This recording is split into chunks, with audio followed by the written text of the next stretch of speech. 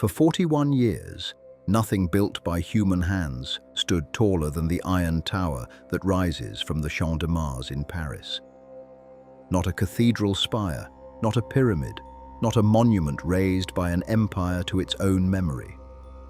For 4 decades, the tallest structure on the face of the earth was a lattice of open ironwork in the middle of a European capital, a thing that weighed less than the column of air standing on the ground it covered, and which was never intended to survive its own generation. It was called, at first, simply the 300-meter tower. The name it carries now belongs to the man whose company built it, Gustave Eiffel, and it has held that name for so long that the tower and the man have become difficult to separate, which was not, at the beginning, a certain outcome at all. There is a habit of thinking about the Eiffel Tower as a decoration, a silhouette, a shape printed on a postcard, and that habit has quietly obscured the more interesting truth. The tower is not a sculpture. It is a piece of structural engineering of remarkable severity, in which almost nothing is ornament and almost everything is calculation. The curve of its legs is not an artistic gesture. It is the shape of a mathematical argument about wind. The gaps in its lattice are not decorative openings. They are the absence of material that was not needed, removed with a discipline that would not become common in building for another half-century.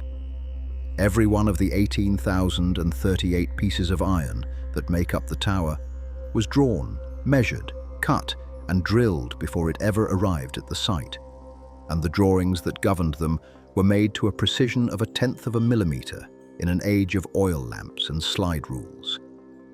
It was raised in a little over 2 years by a workforce that rarely exceeded 300 men on site at any one time. The foundation work began in the last days of January in 1887, and the tower was finished on the 31st of March in 1889, a span of time usually recorded as 2 years, 2 months, and 5 days. In that time, the men on the Champ de Mars raised 7,300 tons of iron 300 meters into the air over the roofs of Paris. And they did it with no electric power on the working faces, no welding, no computers, no tower cranes as we would recognize them, and no scaffolding above the first platform. And in all that time, in all those seasons of working at height on open ironwork, the records show a single death, and that death did not happen during working hours. That is the figure that most surprises the engineers who study the project now. It is difficult to build anything of that height today without loss, and the men who built this tower were working with hand tools in wind, on iron members that in places were no wider than a footpath, wearing no harness of any kind that we would recognize as adequate. They were called the voltigeurs, the nimble ones, and many of them had come from Eiffel's bridge works, where they had spent their careers walking out over rivers on unfinished spans. They regarded the tower, according to the accounts that survive, as a bridge that had been stood upright. None of this was welcomed at the time. The tower was denounced before a single bolt was set. It was called a useless monstrosity by some of the most celebrated writers and artists in France, in a letter published in a Paris newspaper while the foundations were still being dug. It was predicted to fall, to sink, to poison the light of the city, to bring down the value of every building in its shadow. It was granted permission to stand for only 20 years, after which it was to be taken apart and sold as scrap iron, which was always the intention and which very nearly happened. If you find yourself drawn to these long chronicles of stone and iron, of the people who imagined great structures and the far larger number of people who actually raised them, you are welcome to follow the channel and stay a while. There is no hurry to any of it. That is the whole point. What follows is the story of how this tower came to exist, told slowly, from the ground upward, in the order in which it happened. It begins not with an engineer but with a date, and with a nation that wanted very badly to say something about itself, and had not yet decided how. The date was 1889, and it marked 100 years since the fall of the Bastille. France in the 1880s was a republic that had not yet finished convincing itself that it was permanent.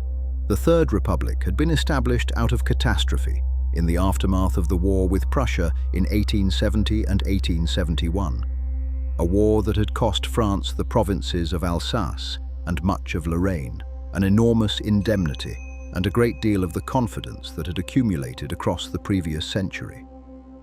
Paris itself had endured a siege through a winter of famine, and then the rising and the suppression of the Commune, and then the slow work of rebuilding a government that many of its own citizens did not want.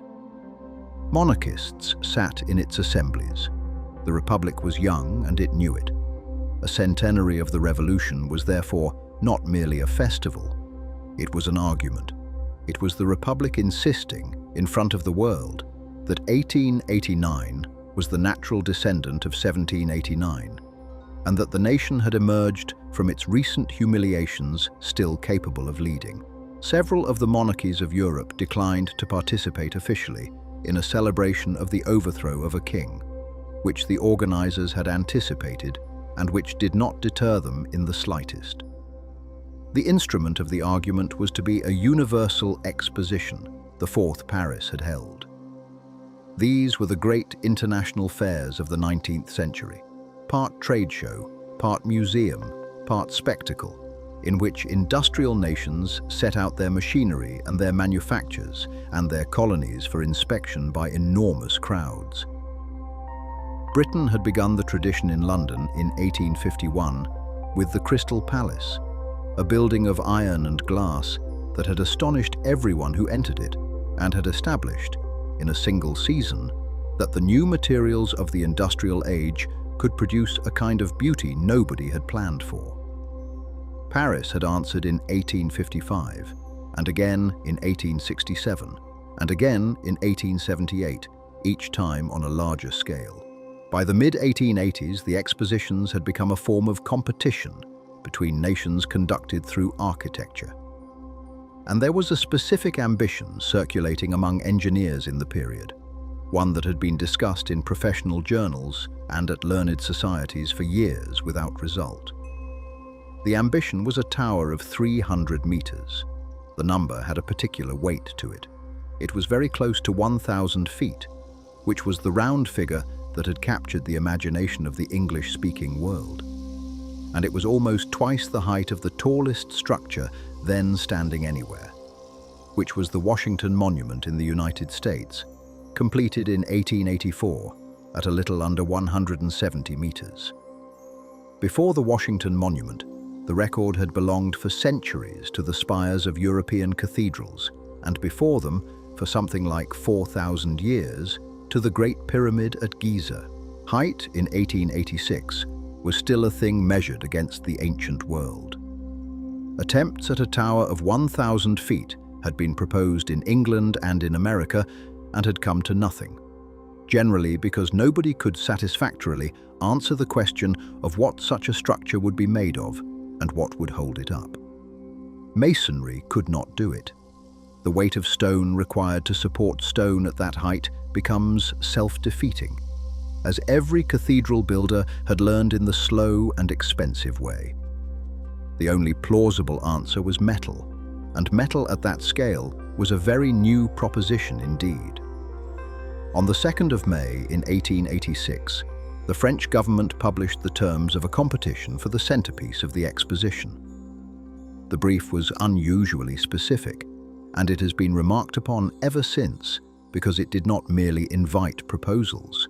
It asked entrants to study the possibility of raising on the Champ de Mars an iron tower with a square base, 125 meters to a side, and 300 meters in height. That degree of specification told anyone paying attention that the outcome had, in some quarters, already been imagined. 107 proposals were submitted. Some were serious, several were not. One suggested a colossal guillotine in commemoration of the Revolution, which the committee did not pursue. Another proposed a tower crowned with an enormous electric lamp that would, its author claimed, illuminate the whole of Paris to the brightness of a reading room. The proposal that prevailed had not been invented for the competition. It had been sitting in a drawer in one form or another for nearly 2 years. In June of 1884, in the drawing office of the Eiffel Company at Levallois-Perret, on the northwestern edge of Paris, a Swiss engineer named Maurice Koechlin had made a sketch. Koechlin was in his late 20s, a graduate of the Polytechnic School in Zurich, and he had joined the company a few years earlier as a calculator of structures. The sketch showed a tall pylon of 4 curved legs, splayed at the base and drawing together as they rose, joined at intervals by horizontal platforms and braced throughout with lattice. Beside it, for scale, he had drawn a row of the tallest things then standing in the world, and the pylon overtopped all of them. He had worked out its principal dimensions and its weight, and he had done so in a single afternoon, because the shape was not a new idea to him. It was the shape of a bridge pier made very tall. Koechlin showed the drawing to Émile Nouguier, the head of the company's design office and an engineer of long experience, and the two of them developed it further. Then they took it to Gustave Eiffel, who looked at it and declined to pursue it. This is worth resting on for a moment, because it is not the story usually told. Eiffel's first response to the tower that carries his name was indifference. He did not think it was a bad idea. He simply did not think it was a business proposition. And Eiffel was, above everything else, a contractor who had built a large and profitable company on the disciplined execution of work that other firms found difficult. He gave Koechlin and Nouguier permission to continue on their own time, which they did, and he thought no more about it for some months. What changed his mind was the involvement of a fourth man. Stephen Sauvestre was the company's architect, and when the drawing came to him, he did what architects have always done to engineers' schemes. He softened it. He proposed that the 4 legs be linked at the first level by great decorative arches, that the first platform be given a substantial pavilion of glass, that the upper section be capped with a rounded crown, and that the whole be treated as a monument rather than as a pylon. The arches, it should be said clearly, carry almost nothing. They are very nearly pure ornament, added to reassure the eye that the legs are connected, which structurally they do not need to be at that level in that manner. They are also the single most recognizable element of the tower's profile, and without them, it is doubtful that the design would ever have been accepted by a public commission. It is one of the quieter ironies of the whole enterprise that the most decorative part of the most engineered structure of its century may have been the thing that got it built. With Sauvestre's drawings in hand, Eiffel changed his position entirely. In September of 1884, he joined Koechlin and Nouguier in taking out a patent covering a new arrangement, permitting the construction of metal supports and pylons capable of exceeding a height of 300 meters. And shortly afterwards, he bought out his 2 employees' rights in it, paying them for their share, which was a normal commercial arrangement of the time and which both men appear to have accepted without complaint. Koechlin remained with the company for the rest of his working life and eventually led it. Whether the transaction was fair has been debated ever since by people who were not present. Eiffel then did something which mattered more than the patent. He began to campaign. He exhibited the design at the Decorative Arts exhibition in 1885. He read a paper on it to the Society of Civil Engineers. He spoke of it to ministers and to journalists and to anyone in the administration of the coming exposition who would listen, and he did so for 18 months before the competition was ever announced. By the time the government published its brief in May of 1886, with its curiously exact specification of a square base and a height of 300 meters, the idea of an iron tower on the Champ de Mars had already been in the air of official Paris for 2 years, and its author was well known.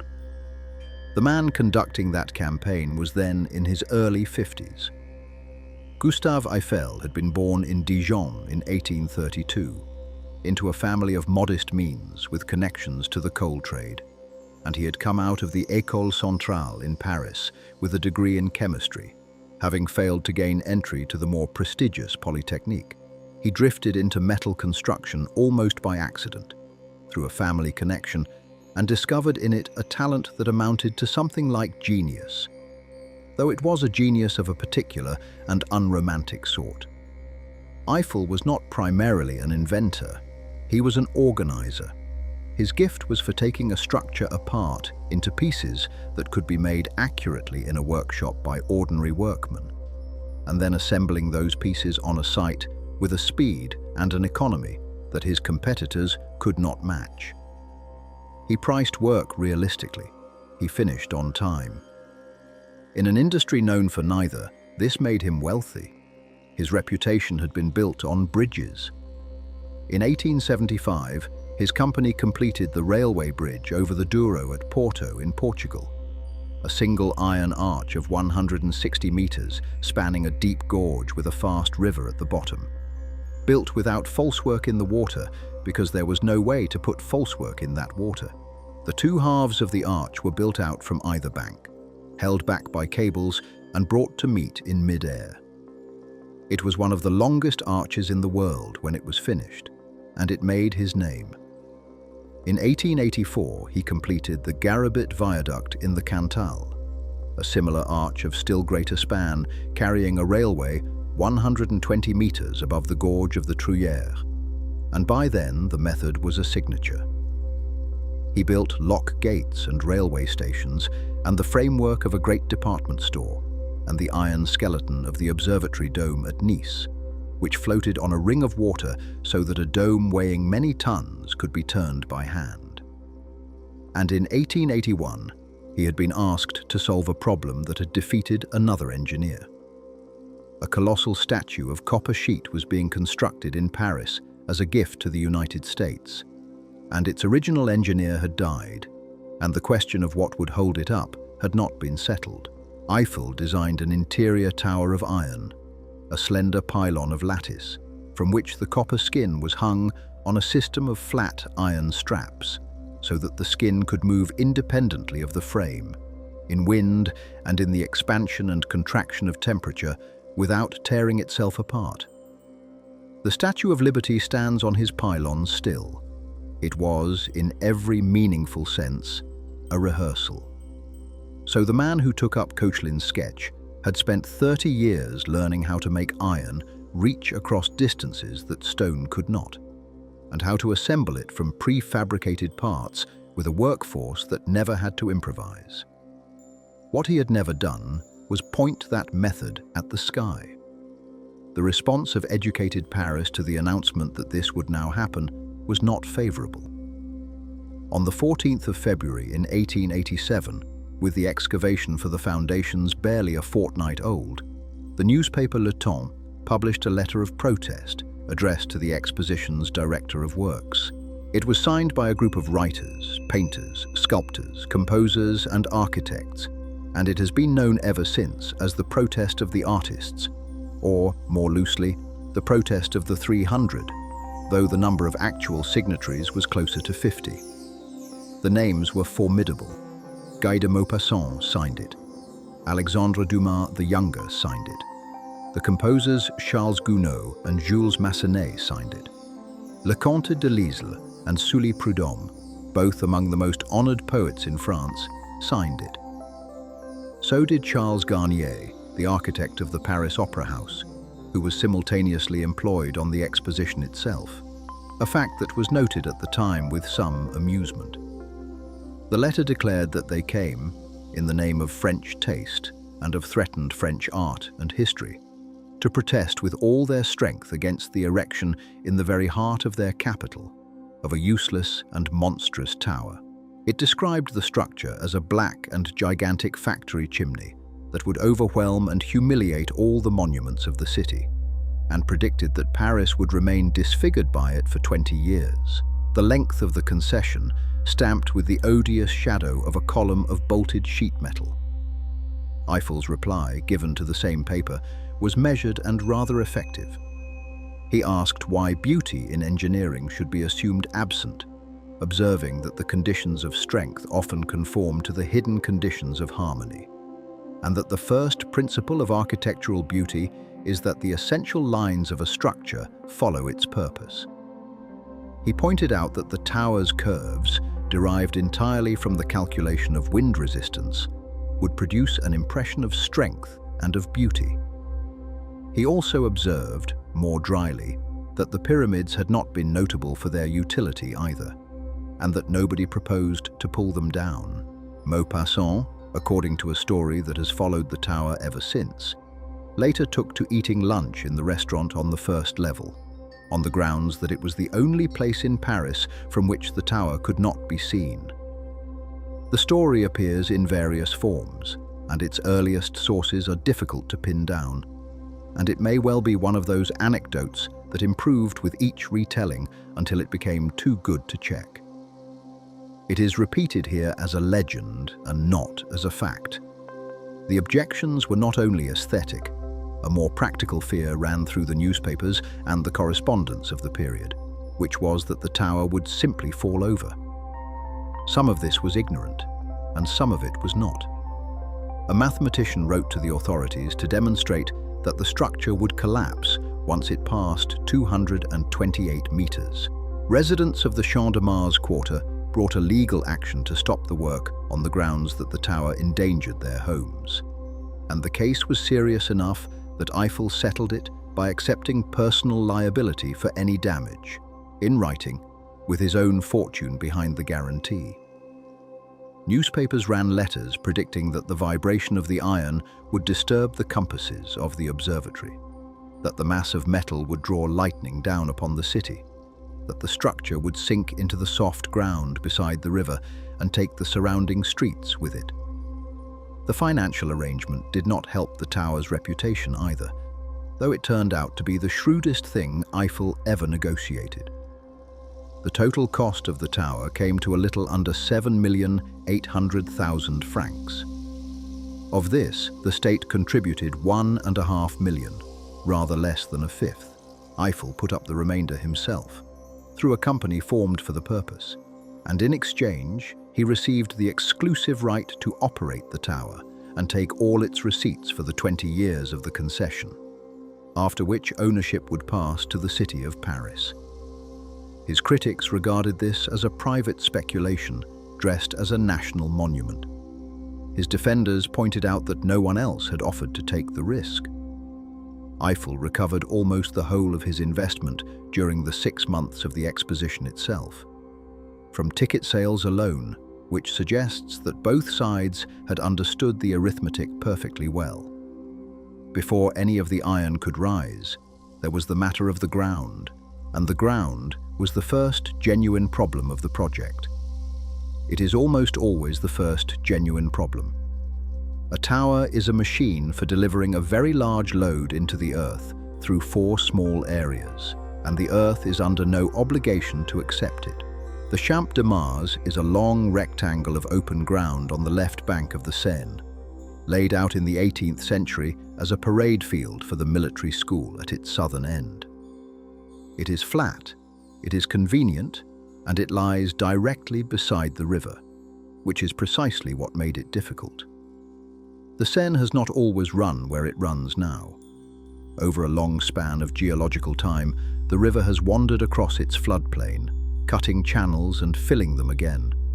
And the ground beneath the Champ de Mars is accordingly not one thing but many. In the southern half, on slightly higher ground away from the water, the borings found a firm bed of gravel and clay at a shallow depth, resting on the compact material that engineers wanted. In the northern half, nearer the river, they found the old bed of the Seine itself, filled with loose alluvial deposits, saturated with water, and utterly unfit to carry anything. The tower's 4 legs stand at the corners of a square with sides of 125 meters, and that square was too large to be placed entirely on good ground. 2 of its corners, the south and the east, would be founded on the firm material. The other 2, the north and the west, would sit over the buried channel. This meant that the four supports of a single structure, all of which had to settle by identical amounts or not at all, would be founded in two entirely different kinds of earth by two entirely different methods. The whole stability of the finished tower rested on getting that equivalence right. For the south and east piers, the answer was straightforward, if laborious.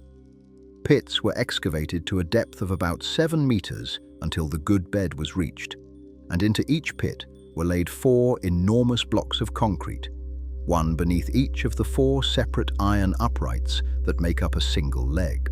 Each block was several meters thick, faced with quarried limestone, and set so that its upper surface sloped at exactly the angle at which the iron would meet it.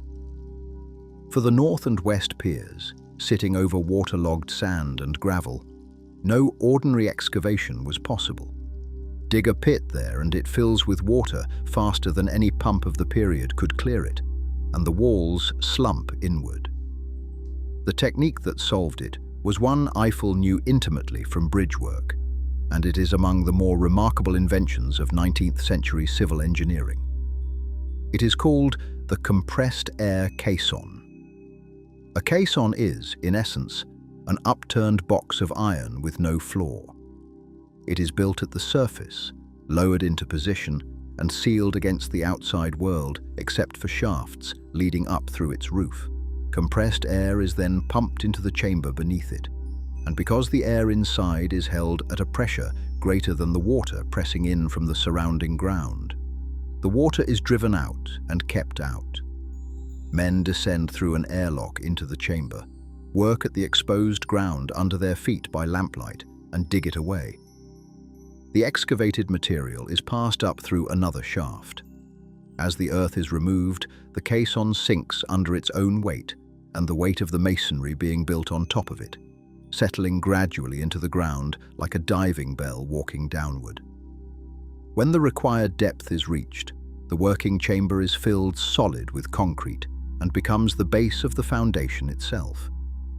16 such caissons were used, 4 beneath each of the 2 riverside piers, each about 15 meters square in plan. They were sunk to a depth of roughly 15 meters below the surface, well into the firm bed under the old channel. The work was slow and it was uncomfortable. Men in a compressed air chamber breathe air at above normal pressure, and if they return to the surface too quickly, the dissolved gases in the blood come out of solution, producing the condition that bridge builders of the period called caisson disease, and that divers now call the bends. The mechanism was not properly understood at the time.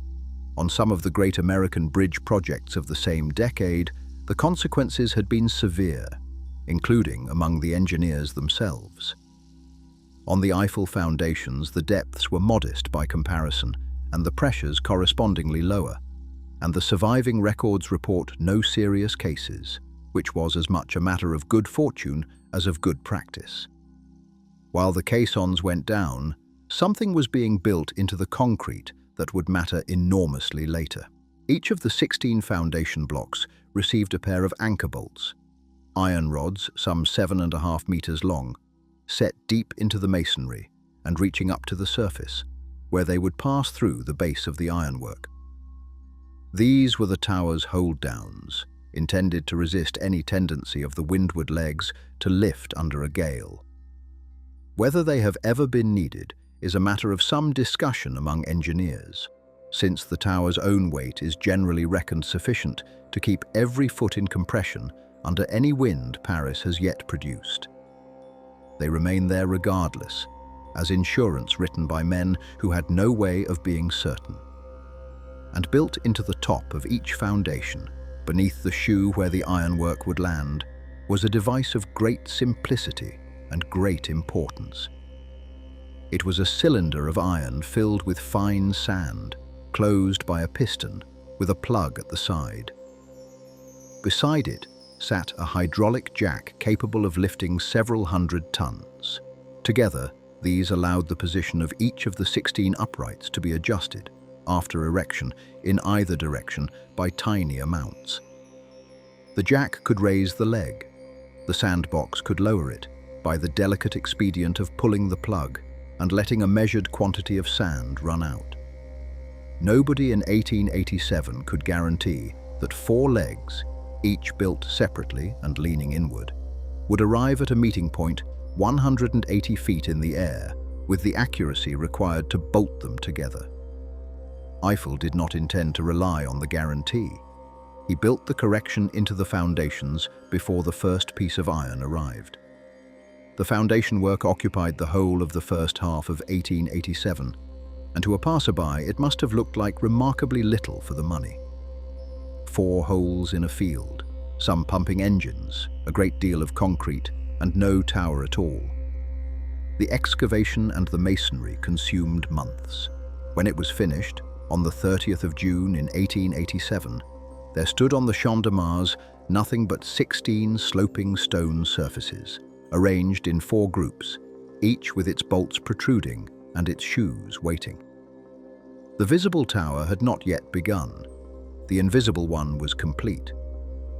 What would stand on those surfaces was iron, and the choice of iron rather than steel was deliberate, considered, and is still argued over. By the middle 1880s, steel was the coming material. The Bessemer converter and the open hearth furnace had made it possible to produce steel in bulk, and steel is stronger than wrought iron, weight for weight, by a considerable margin. Bridges were beginning to be built of it.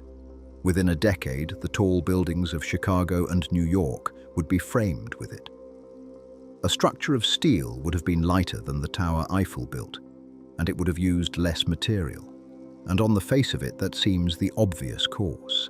Eiffel chose puddled iron instead, and he chose it because he did not trust the steel of his day to be consistent. This is the crucial point, and it is one that engineers still find instructive. The early bulk steels were variable. Their quality depended on the phosphorus and sulfur content of the ore and on the exact conduct of the process, and a batch could be brittle in ways that were not apparent until it failed. There had been failures.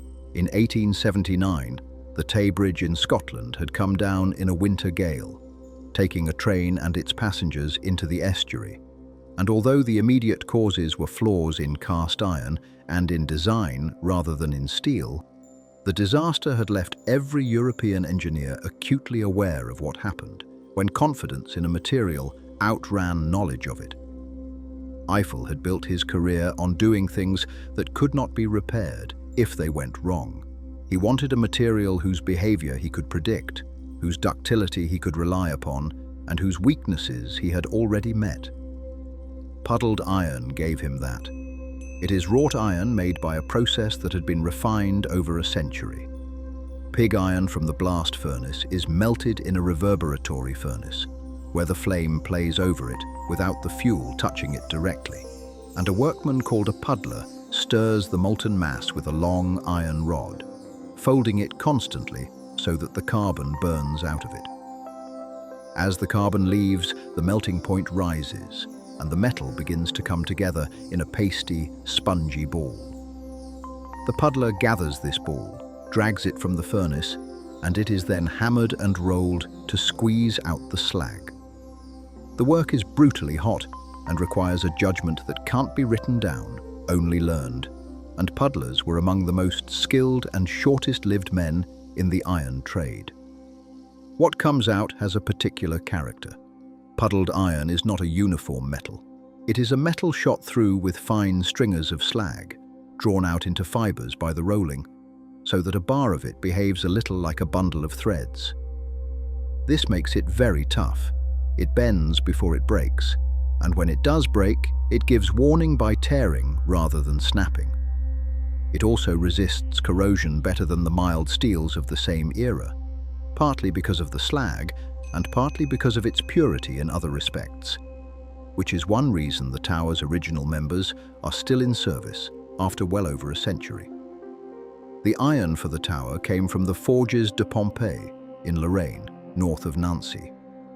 This detail carried a meaning in 1887 that is easy to miss now.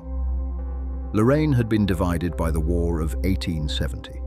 Much of it, along with Alsace, had been annexed by the German Empire, and the border ran through the industrial heart of the region.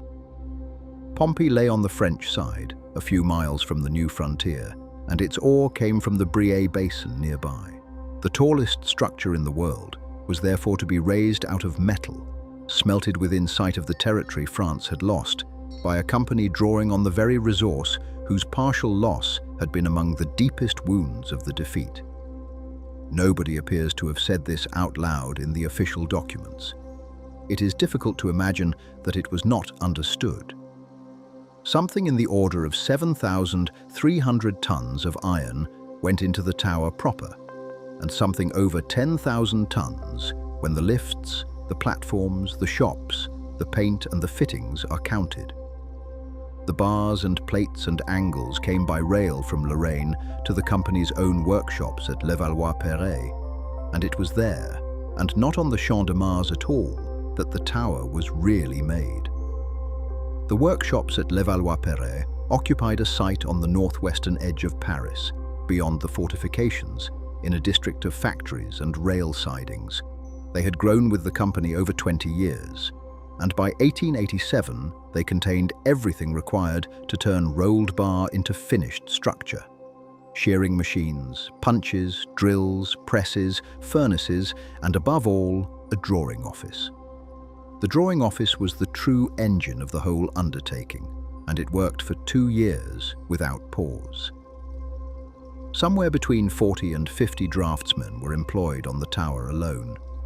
They produced, by the company's own count, about 1,700 general drawings and something over 3,600 detail drawings, giving a total in the region of 5,300 sheets.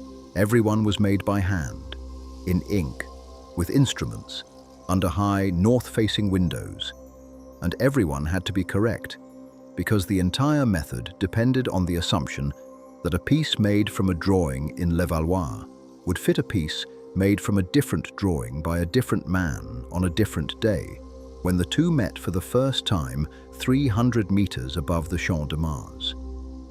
The drawings did not merely show shapes, they showed the position of every rivet hole. This is the detail that separates the tower from almost everything built before it. There are 2.5 million rivet holes in the Eiffel Tower, and the location of each one was determined in the drawing office, marked out in the workshop, and drilled in the workshop, to a tolerance the company's records give as 1/10 of a millimeter. That figure has been questioned by later historians as an ideal rather than a universal achievement. And the truth is probably that the best work reached it, and the average work came close. Even at half that accuracy, it represents a standard of repeatable precision in structural metalwork that had very few precedents anywhere. The pieces themselves were deliberately kept small. The largest components weighed around 3 tons, which was chosen not because larger pieces could not be made, but because larger pieces could not be lifted by the equipment that would have to raise them, or carried by the men who would have to place them. Every piece was numbered, its number stamped into the metal and matched against the drawing and the assembly schedule. The tower arrived at its site as a kit, delivered in order, and before anything left Levallois, it was assembled. The company built up sections of the tower on the workshop floor, bolted them together, checked them, and took them apart again, so that errors would be found in a warm building at ground level rather than on an open girder in a February wind. Nothing about this was new in principle. It was how Eiffel built bridges. What was new was the scale and the vertical dimension, and the fact that the tolerances had to hold not across a span, but up a curve that changed its angle continuously from the ground to the summit. There is no straight line in the 4 legs of the Eiffel Tower. Every joint sits at a slightly different angle from the one below it.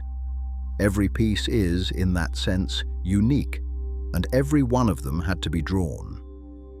The curve itself had been calculated, and the calculation is the intellectual heart of the design. The problem is this. A tall tower in a wind is a cantilever, a beam stuck into the ground and loaded sideways along its length. The wind pushes on it, and the push tries to overturn it. And the overturning effect at any point in the structure depends on the total force above that point and how far above it that force is applied. Near the top, there is very little structure above and very little wind force, so the overturning effect is small and the structure can be slender.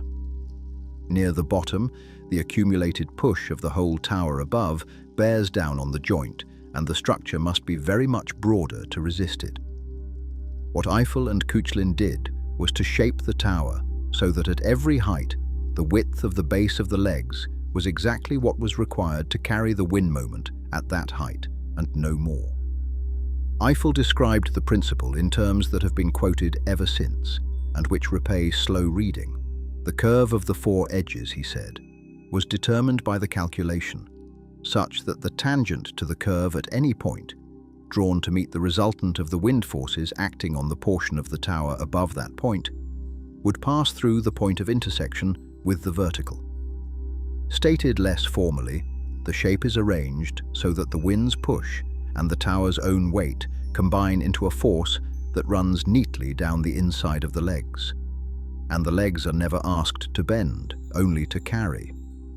It is the same reasoning that gives a suspension bridge cable its shape and a hanging chain its curve. Applied vertically, it produces the profile that is now one of the most recognizable outlines on Earth. And it explains why that profile looks the way it does. The Eiffel Tower is the drawn shape of the wind over Paris. Later analysis has complicated this account somewhat, in the way that later analysis usually does. Studies published in the past few decades have compared the tower's actual profile against several candidate mathematical curves and concluded that it does not exactly match any single one of them, and that the true shape combines the wind calculation with practical adjustments for the platforms, the lifts, the arches, and the workshop's own convenience. Eiffel's principle governed the design. It did not dictate every millimeter of it. Both of those statements are true at once, and the engineers who have measured the tower most carefully tend to be the ones most impressed by it. The erection on the Champ de Mars began at the start of July in 1887, and the first stage of it was the least dramatic and the most demanding. Each of the four legs rises from its foundation at a steep inclination, leaning inward toward the center of the square. Below the first platform, at 57 meters, the legs are entirely independent of each other. They are not joined, not braced against one another, and not, on their own, stable. A leg on its own is a tall ladder of iron leaning against nothing. Until the first platform closed the square and locked the four together, each leg had to be held up by temporary means, and the temporary means were made of wood.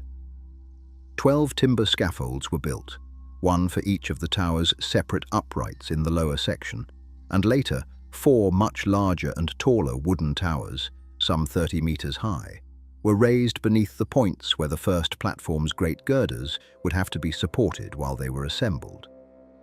The falsework was substantial construction in its own right, and photographs from the summer and autumn of 1887 show the site looking less like the birth of the Iron Tower than like an unusually ambitious timber yard.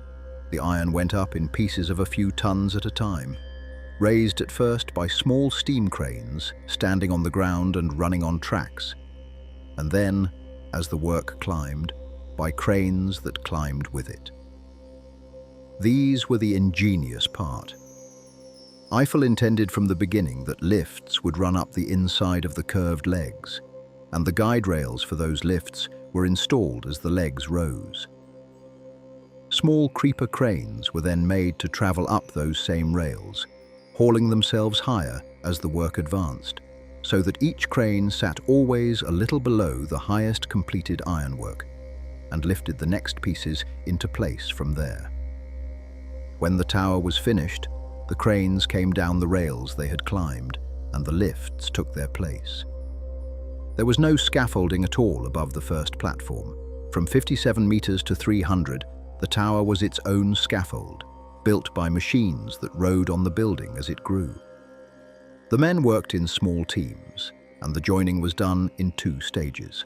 First, a piece was hoisted, maneuvered into position, and held there by temporary bolts through a fraction of its holes, enough to fix it while it was checked for line and level. Then the bolts were removed one at a time and replaced by rivets. Riveting is a process that has almost vanished from construction, and it deserves describing properly, because for a century it was how large metal structures were held together. A rivet is a short cylinder of iron with a head formed on one end. It is heated in a portable forge until it glows, carried quickly to the joint, and pushed through the aligned holes of the 2 pieces to be connected. A man on the far side holds a heavy iron dolly hard against the existing head to take the blows. 2 more men then work the projecting end with hammers, driving it down and spreading it until a second head is formed and the rivet completely fills the hole. Then it cools, and as it cools, it shrinks, and in shrinking it draws the 2 plates together with a force that no bolt of the period could match. A properly driven rivet does not hold a joint by passing through it. It holds the joint by clamping it. Each riveting team was 4 men, and the division of labor was fixed. 1 tended the forge and heated the rivets. 1 placed them. 1 held the dolly. 1 struck. On the tower, working at height on open steelwork in all weathers, the teams became extremely fast, and they became correspondingly proud. Of the 2.5 million rivets in the structure, only around 1/3 were driven on the Champ de Mars. The remainder had been driven in the workshops at Levallois-Perret, where the work could be done under cover and by machine. That, once again, was the Eiffel method.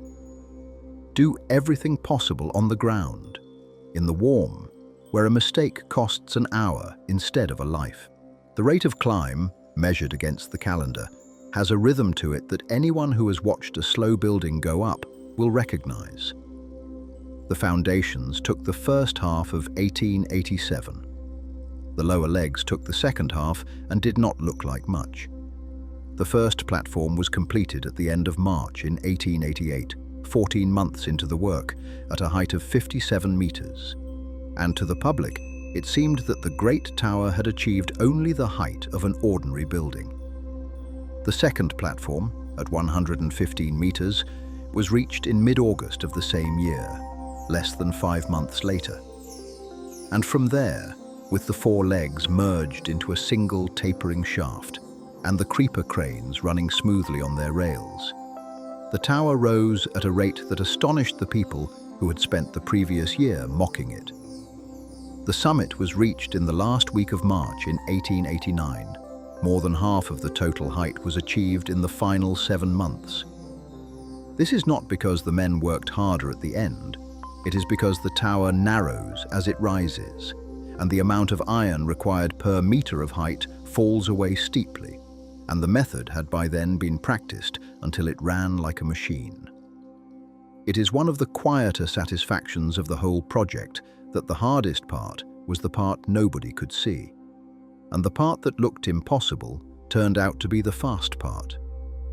The men who did this work deserve more attention than they have generally received, and the records permit rather more of it than one might expect. The workforce at Levallois-Perret numbered between 150 and 300, depending on the season. On the Champ de Mars itself, the number was similar, rising to something near 300 at the busiest periods, and falling to under 200 at others. And it never approached the armies of laborers that people tend to imagine when they picture a monument of this size. This was a small crew doing a very large thing, which was possible only because so much of the difficulty had been moved off the site and into the drawing office. Many of the erectors had come from the bridge works, and they were among the most experienced men in Europe at the particular art of assembling iron in the air. They were called les voltigeurs, a word that carries a sense of vaulting or tumbling, the name given in the French army to light skirmishing infantry, and which in this context meant something like the acrobats. It was affectionate and it was accurate, Photographs from the period show men standing on single girders with no rail, no net, and no tether, holding a hammer in one hand and a hot rivet in the other, apparently untroubled. Some of the photographs were undoubtedly posed for the newspapers. Most of them were not exaggerating what the work required. Their pay is recorded in outline. A labourer on the site earned in the region of a few francs for a working day, with skilled riveters and fitters earning more, and the working day itself ran to 9 hours in winter and up to 12 in summer, following the light. Precise wage figures vary between sources and between grades, and the practice of the time was to pay by the hour with piece bonuses for the skilled trades. So a single number for what a man earned on the tower would be misleading. What can be said with confidence is that the rates were normal for the Paris metal trades of the 1880s, neither generous nor exploitative by the standards of the day, and that this became a source of trouble. In September of 1888, with the tower standing at something over 200 meters, the men on the upper works stopped work. Their case was straightforward and difficult to argue with. They were being paid at rates set for men working on the ground, and they were not working on the ground. The higher they went, the longer the daily climb before work began, and after it ended, the colder and windier the conditions, and the greater the consequence of a slip. They asked for their pay to rise with the height. Eiffel refused, and his reasoning has an austere logic to it that has been repeated by employers ever since, and has never much comforted anyone standing on a girder. He held that the risk of the work did not increase with height, since a man who falls from 50 meters is as lost as a man who falls from 250, and that the pay should therefore reflect the trade and not the altitude. He did, however, grant a general increase in wages, and he undertook to pay a completion bonus to every man who stayed until the tower was finished. The work resumed. A second, briefer stoppage occurred later in the autumn and was settled on similar terms. It is worth noting that Eiffel dealt with the dispute himself, rather than through intermediaries, and that no man appears to have been dismissed for taking part in it. He had also, from early in the project, taken measures for the men's welfare that were not standard practice. A canteen was established on the first platform once it was complete, so that the men working above did not have to descend and climb again at the middle of the day, which saved an hour of exhausting stair work and, incidentally, kept them on the site. Wine was served with the meal, as it was in every French workplace of the period, but it was watered, deliberately and on Eiffel's instruction, on the grounds that men on high ironwork should not be working on full-strength wine in the afternoon. Movable screens of canvas were rigged to give shelter from the wind at the working faces. Guardrails were installed where they could be. None of this would satisfy a modern inspector for a moment. All of it was unusual for 1888. The result was that across 26 months of construction, on the tallest structure ever attempted, one man died. The details of that death are worth stating carefully, because they have been repeated in many forms and the forms disagree. What the records support is this: he was an Italian workman, employed on the installation of the lift machinery rather than on the ironwork itself. The accident happened outside working hours, in the evening, when he had returned to the tower not to work but in the company of his fiancée. He fell. The name most often given for him is Angelo Scagliotti, though it appears in variant spellings, and some accounts give a different name entirely, and the surviving documentation is thin enough that certainty is not possible at this distance. What is not in dispute is that the tower's construction, properly speaking, cost no lives at all, and that the single fatality associated with it occurred when the site was closed. Set that against the comparable works of the age, and it becomes remarkable. The Brooklyn Bridge, completed 6 years earlier, is generally reckoned to have cost between 20 and 30 lives across 14 years. The Forth Bridge in Scotland, under construction at the very same time as the tower and completed a year after it, cost the lives of at least 73 men, and the true figure is probably higher. That comparison is not entirely fair, since those were longer projects in worse conditions over open water, but it establishes the scale of what was normal. Eiffel's safety record was not luck. It was the direct consequence of a method that moved the dangerous work indoors, kept the pieces small enough for men to handle, and left almost nothing to be improvised at height. There was also a moment in the spring of 1888 when everything the design depended upon had to be proved in a single operation. The four legs had been climbing separately for 8 months, each one leaning inward on its own timber falsework. Each one aimed at a point in the air. At 57 meters, they had to arrive at the 4 corners of a horizontal square and be joined by 4 enormous girders. And those girders had to meet the legs squarely, at the correct height, at the correct angle, with the rivet holes in the girder ends aligned against the rivet holes in the legs. If the legs were out of position by more than a small fraction, the platform could not be assembled, and there was no possibility of taking a leg down and starting it again. Everyone involved understood that the joining of the first platform was the moment on which the project turned. The newspapers had understood it too, and the more hostile of them had been anticipating it with some relish. The preparation had been made a year and a half earlier, in the sand boxes and hydraulic jacks buried in the foundations. As the girders were brought up on their timber towers and offered to the legs, the ironwork was adjusted from below.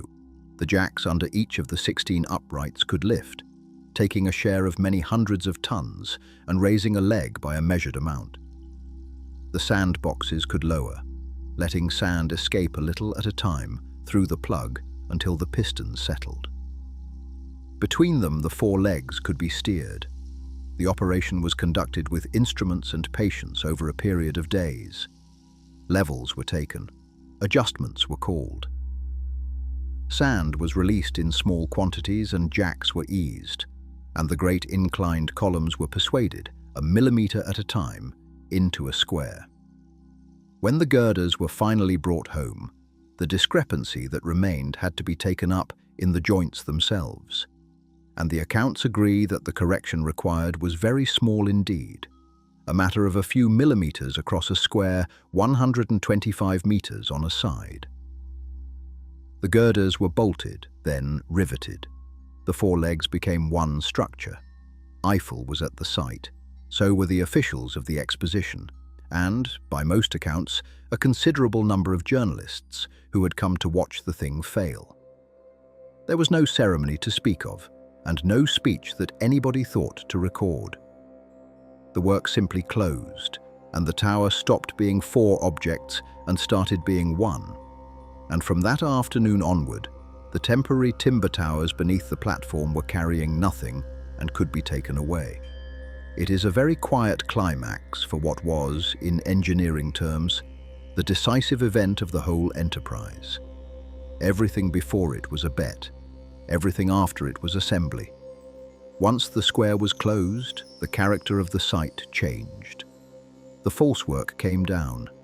The legs, now braced against each other by the platform, needed no external support.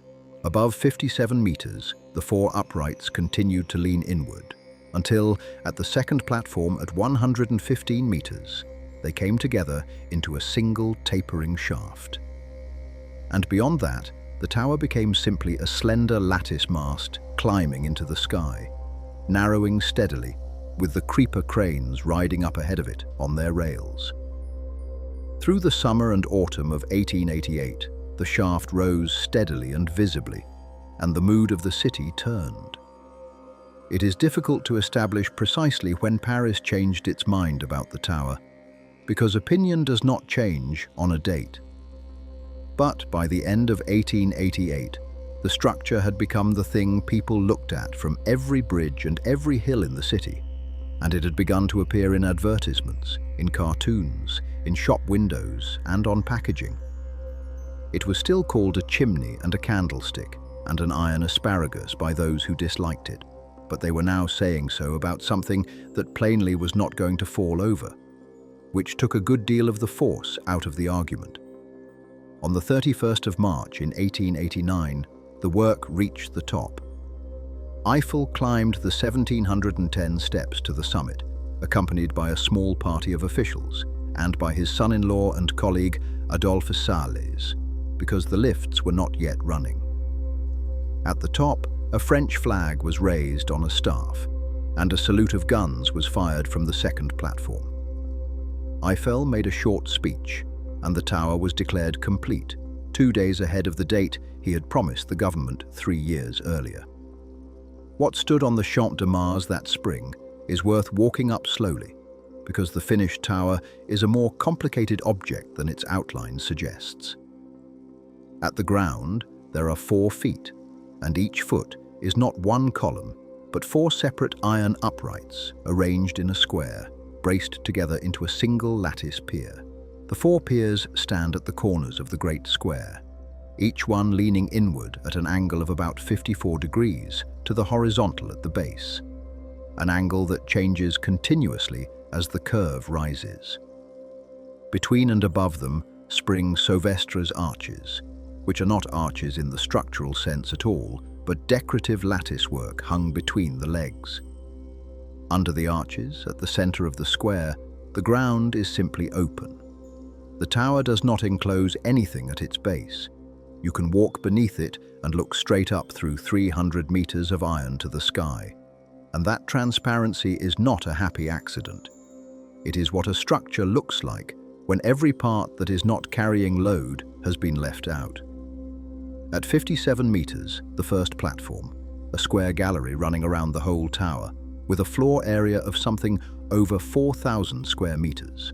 In 1889, it carried 4 restaurants, one in each corner pavilion in different national styles, together with a printing works producing a newspaper on the premises, and a bar. The restaurants did substantial business. The printing works, which produced a daily edition of the Figaro from the first platform throughout the exposition, was a piece of showmanship that people remembered for decades. Beneath the first platform runs a band of ironwork bearing the names of 72 French scientists, engineers and mathematicians, engraved in letters some 60 centimeters high, 18 to each face.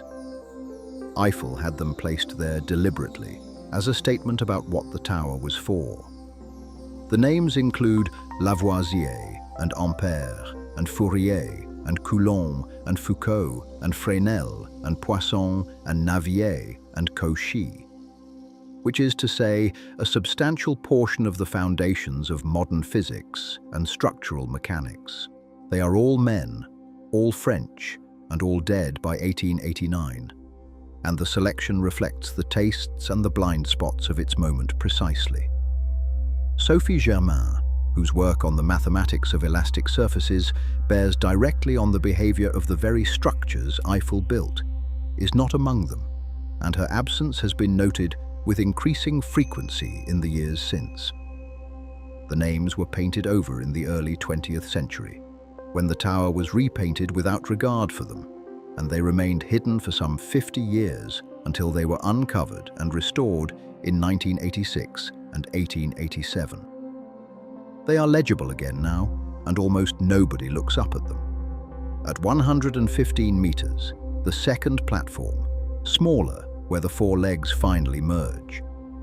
And at 276 meters, the third platform, a small enclosed gallery near the summit, above which a further stage carries what was in 1889 a laboratory and an apartment. The apartment is one of the details that has attached itself to the popular memory of the tower, and for once, the popular memory is essentially correct. Eiffel reserved for himself a set of small rooms just below the summit, panelled in wood and furnished simply with a piano, and used them for receiving guests and for scientific work. He entertained Thomas Edison there in September of 1889, and Edison presented him with one of his phonographs, which Eiffel kept. The rooms have been restored and can be seen, with mannequins standing in for their occupants, which is a slightly odd experience but an accurate one. Getting people up all of this was a problem that very nearly did not get solved in time, and the lifts of the Eiffel Tower are a small epic of their own. The difficulty is the curve. A lift shaft in a building is vertical, and vertical lifts were well understood by 1888. The Eiffel Tower's legs are not vertical, and they are not straight either, since their inclination changes continuously as they rise. A lift running up the inside of a leg must therefore travel along a curved and constantly changing path while keeping its car level and its passengers comfortable. Nothing of the kind had been built. 3 separate systems were installed. In the east and west legs, the firm of Roux, Combaluzier, and Le Pape fitted a lift driven by articulated chains running in guides, pushed rather than pulled, which worked but was slow and heavy. In the north and south legs, the contract went to the Otis Elevator Company of the United States, which had proposed a hydraulic system in which the car ran on a carriage of wheels drawn along the curved track by cables from a hydraulic ram. The Otis award caused a considerable political difficulty because the terms of the exposition required French contractors, and no French firm would guarantee the work. Otis had also, notably, refused to accept the commission on Eiffel's terms and had held out for its own, on the grounds that it had more experience of lifts than anybody in the world and knew what it was doing. It was right. The Otis machines carried the largest share of the traffic. Above the second platform, a different problem again. The shaft narrows too much for a conventional installation, so Léon Hédoux devised a system of 2 cars running on the same track and counterbalancing each other, driven by a hydraulic ram of extraordinary length, with the descending car helping to raise the ascending one. Passengers going to the summit had to change cars at an intermediate level, which they did for many decades. The lifts were not ready when the exposition opened on the 6th of May in 1889. For the first 10 days, the only way to the top was on foot, up the 1,710 steps, and a substantial number of people did it anyway. The Otis machines came into service around the middle of the month, and the summit lift later still. And by the height of summer, the tower was carrying visitors continuously from morning until night.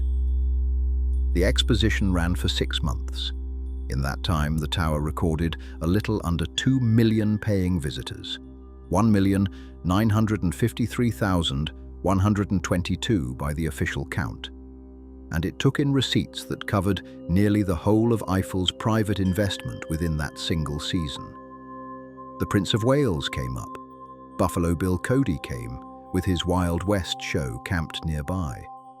The Shah of Persia came. Sarah Bernhardt came. Edison came and wrote in the visitor's book a tribute to the engineer of the tower, which Eiffel kept for the rest of his life. The painters who had signed the protest, or some of them, came too, and a number of them began to paint it, because by 1890 it had become the single most conspicuous fact of the Paris skyline, and there was no honest way to leave it out. It is difficult now to recover how the tower looked to people who had never seen anything remotely like it. There were no aeroplanes. There were no tall buildings.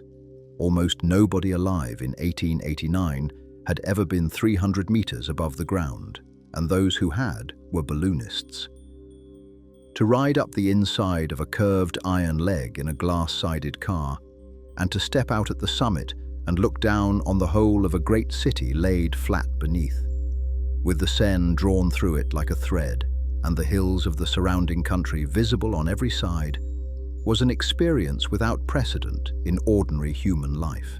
The accounts written by visitors that summer return again and again to the same 2 observations, which are that the city looked like a map and that the people below looked like insects. Both of those comparisons have become clichés. In 1889, they were discoveries. And then the exposition closed, and the crowds went home, and the tower was left standing on an emptying field with a clock running against it. The concession granted Eiffel the tower's receipts for 20 years from the beginning of 1890. At the end of that period, on the last day of 1809, ownership would pass to the city of Paris, and the city had every intention of demolishing it. This was not a threat, it was the plan, agreed and written down. The tower had been built as a temporary exhibit, and its iron had a scrap value, and the Champ de Mars was valuable ground. A number of the men who had signed the protest of 1887 were entirely content to wait 20 years for satisfaction. Visitor numbers, meanwhile, collapsed. From nearly 2 million in 1889, the figure fell to under 400,000 the following year, and it continued to sink through the 1890s. The novelty had been consumed. There were years in that decade when the tower took fewer than 200,000 visitors, and its operating costs were considerable, and the case for keeping it grew weaker with every annual account. Eiffel's own position had also become difficult, for reasons that had nothing to do with the tower. In 1887, at the height of his reputation, his company had been engaged on the Panama Canal. The French effort to cut a canal across the isthmus, led by Ferdinand de Lesseps, who had built the Suez Canal and was one of the most admired men in France, had run into disaster. The original scheme for a canal at sea level through mountainous, fever-ridden terrain had proved impossible, and tens of thousands of workers had died of yellow fever and malaria. In a late attempt to save the project, the company changed the design to a canal with locks, and Eiffel was contracted to build them. Then the whole enterprise collapsed, taking with it the savings of something like 800,000 French investors. And the subsequent inquiry uncovered that money had been paid to politicians and to newspapers to keep the failing venture funded. The Panama affair was among the largest financial scandals of the 19th century, and it swept up Eiffel along with de Lesseps and many others. In 1893, he was tried and convicted of misusing funds and sentenced to imprisonment and a fine. Within months, the conviction was set aside by the Court of Cassation on procedural grounds, on the finding that the offences fell outside the period of limitation, so that he was never imprisoned and the verdict did not stand. His technical conduct was not seriously impugned, and later historians have generally regarded his involvement as commercial rather than corrupt. But the damage was done. He resigned from the board of his own company, withdrew entirely from contracting, and never built another structure. He was 61, and he had 30 years left to live, and what he did with them turned out to matter a great deal to the tower. What Eiffel did after 1893 was to become a scientist, and he did it with the tower as his instrument. He had always maintained that the structure was more than a spectacle, and he had said so publicly during the worst of the criticism, arguing that a tower of 300 meters would prove useful for meteorology, for astronomy, for the study of the atmosphere, and for experiments in physics that could not be conducted at ground level. Some of this was a debating tactic against the artists. Rather more of it was sincere, and after 1893, he had the time and the money to prove it. He installed a meteorological station at the summit and paid for its operation out of his own pocket, gathering continuous records of temperature, pressure, humidity, wind speed and rainfall at a height nothing else in the world could reach, and comparing them with simultaneous readings from stations he established elsewhere in France. He published the results. He mounted a study of atmospheric electricity. He set up equipment for the observation of the sun and, later, for the study of the propagation of radio waves. But his most productive work concerned the resistance of air, and the tower was almost ideally suited to it. In the first years of the new century, Eiffel rigged a cable running from the second platform down to the ground, and along it he dropped test bodies, mounted on a frame that ran on the cable and carried an automatic recording apparatus. As the frame fell, it registered the force of air resistance against the shape being tested and the speed at which it was moving. He dropped flat plates and curved plates and shapes of various profiles, and he made hundreds of these tests. And he did it because the existing published figures for air resistance disagreed with one another, and he wanted to know which of them was correct. The answer, he found, was that most of them were wrong. That work led him, in 1909, to build a wind tunnel at the foot of the tower on the Champ de Mars, one of the earliest laboratories of its kind anywhere. 3 years later, after complaints from neighbors about the noise, he moved and rebuilt it on a larger scale in the Rue Boileau at Auteuil, where it still stands and where it is still, in a much modernized form, in use. In that tunnel, Eiffel established a great deal of the early groundwork of aerodynamics. He tested aerofoil sections for the first generation of aircraft designers, and the Wright brothers' own figures were among those he examined.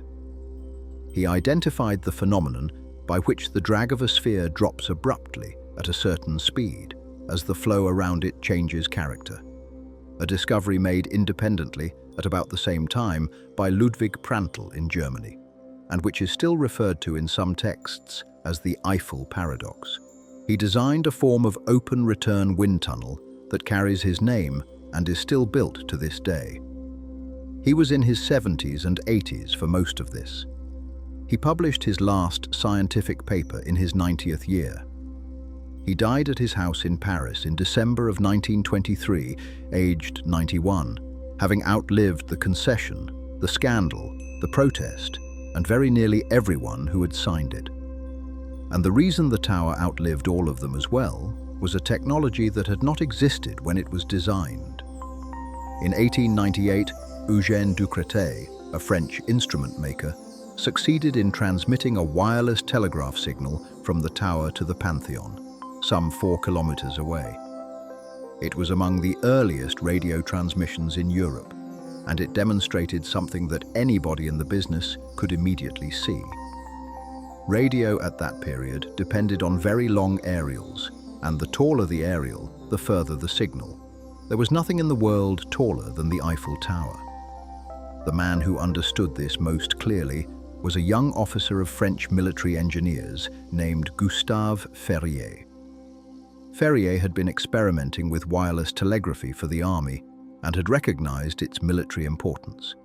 And in 1903, he approached Eiffel with a proposal to establish a permanent radio station in the tower. Eiffel agreed at once and paid for it himself. Aerials were strung from the summit down to the ground and out across the Champ de Mars. A hut was built at the foot of the south leg, dug partly into the ground to conceal it from view, and the transmitter was installed there. The results were immediate and decisive. By 1908, the station was in regular communication with military posts across France and with ships at sea, and its range was measured in thousands of kilometers. The army, which had at first been skeptical, became the tower's most powerful advocate, and when the 20-year concession expired at the end of 1909 and the city of Paris took possession of a structure it had every intention of dismantling, it found that the structure was now the principal long-range wireless installation of the French armed forces, and that the Ministry of War would very much prefer it to remain where it was. The demolition did not happen. The concession was renewed and renewed again, and the question was never seriously raised in the same form afterward. The Eiffel Tower survives because radio was invented in the 20 years it had been given to live, and because a young signals officer thought to ask. It is worth pausing on how narrow that was. Almost every element of it was accidental. Nothing in the design anticipated radio, because radio did not exist. Nothing in Eiffel's calculations concerned the propagation of electromagnetic waves. The tower was saved by a property it possessed entirely by chance, which was that it was a very tall conductor standing in the middle of a capital city, and the world happened to develop a use for such a thing within the exact window in which the tower was permitted to exist. Had wireless telegraphy arrived 15 years later, The iron would have gone to the scrap merchants in 1910, and there would be a photograph of it in books, and that would be all. From 1910 onward, the tower's history becomes, in large part, the history of what was broadcast from it. In 1910, it began transmitting time signals, sending a precise mark across Europe and out over the Atlantic that allowed ships to check their chronometers and therefore to fix their longitude. This was a public service of real consequence to navigation, and it made the tower, for a period, one of the reference points of the world's timekeeping. In August of 1914, on the outbreak of war, the station's transmitters were used to jam German wireless communications, and its receivers began intercepting German military traffic. The most consequential single interception came in early September of that year, when the tower picked up a German signal indicating a change in the direction of the advance of the enemy's right wing, information that contributed to the French command's decision to counterattack in what became the First Battle of the Marne.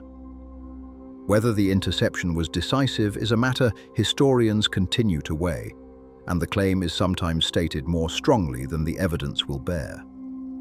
That the tower's radio service played a genuine part in the intelligence picture of that campaign is not in doubt. The tower is also connected in popular memory with the case of Mata Hari, the dancer executed by France in 1917 as a German spy, on the basis that messages intercepted by the tower's station formed part of the evidence against her. The interception of German diplomatic traffic did indeed play a role in that prosecution, and the tower's station was involved in the collection. But the case has been picked over for a century. The evidence was thin. The trial was conducted in an atmosphere of considerable public hysteria, and serious doubt has long attached to the conviction. The tower's part in it is a footnote to a miscarriage, not a triumph, and it is usually told the other way round. Between the wars, the tower entered a new phase as broadcasting proper arrived. Regular public radio transmissions began from it in the early 1920s.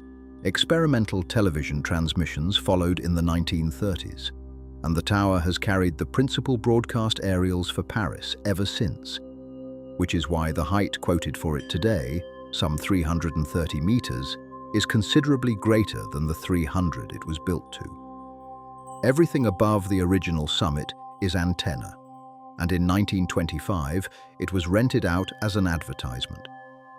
André Citroën, the motor manufacturer, took a lease and had the tower fitted with 250,000 electric lamps arranged to spell the name Citroën down three of its faces, in letters 30 meters high, visible from something like 30 kilometers away.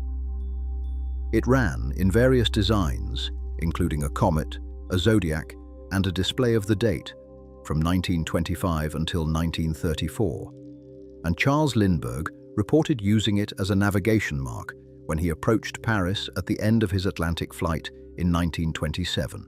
Opinions on the taste of the thing were divided at the time and have remained so, but the money was useful, and the tower has never entirely lost the habit of being lit up for one reason or another. In 1930, after 41 years, the Eiffel Tower ceased to be the tallest structure in the world. The Chrysler Building in New York, at 319 meters, passed it, and the following year the Empire State Building passed the Chrysler by a considerable margin, and the record moved to America and stayed there for decades. There is no record of anybody in Paris minding very much. The tower had by then become something other than a record holder, and a record was not what it was for. In June of 1940, German forces entered Paris, and the tower's staff, according to the account that has come down to us, cut the lift cables before they left, so that any German officer wishing to reach the summit would have to climb. A photograph exists of Adolf Hitler standing on a terrace at the Trocadero with the tower behind him. He did not go up it. Whether he was prevented by the lifts or simply chose not to is not recorded, and the story of the severed cables, though widely repeated and probably true in outline, rests on a small number of recollections gathered afterwards. German soldiers did climb it, and a swastika flag was flown from the summit, and the first flag they raised was so large that the wind carried it away within hours and had to be replaced with a smaller one, which is the kind of detail that survives because people enjoyed telling it. In August of 1944, as the Allies approached, the German commander of Paris, Dietrich von Choltitz, received orders to destroy the city's monuments and bridges, and the tower was on the list. The demolition was not carried out. Von Choltitz surrendered the city intact and afterwards presented his inaction as a deliberate act of conscience, and historians have been arguing about the sincerity of that account ever since he also had rather good practical reasons for not carrying out an order that had become militarily pointless. What can be said is that the tower stood there through it, with its lifts broken and a foreign flag on top of it, and that a French flag went back up during the liberation, and the lift cables were repaired within weeks. To understand what the tower represented, it helps to set it in the long line of tall things that human beings have built, because that line is much older than the tower, and it has a particular shape. For a very long stretch of history, the tallest structure on Earth was the Great Pyramid at Giza, built around 4,500 years ago to a height of about 146 meters. It held the record for something in the order of 3,800 years, which is a span of time it is genuinely difficult to hold in the mind. Empires rose and fell entirely within the period during which nobody built anything taller than that pile of limestone in the Egyptian desert. The record was eventually taken by cathedral spires in medieval Europe, and the competition among them is one of the more remarkable episodes in the history of building. Lincoln Cathedral in England is generally credited with passing the pyramid in the early 14th century, with a central spire that may have reached 160 meters, and which blew down in a storm in 1548 and was never rebuilt.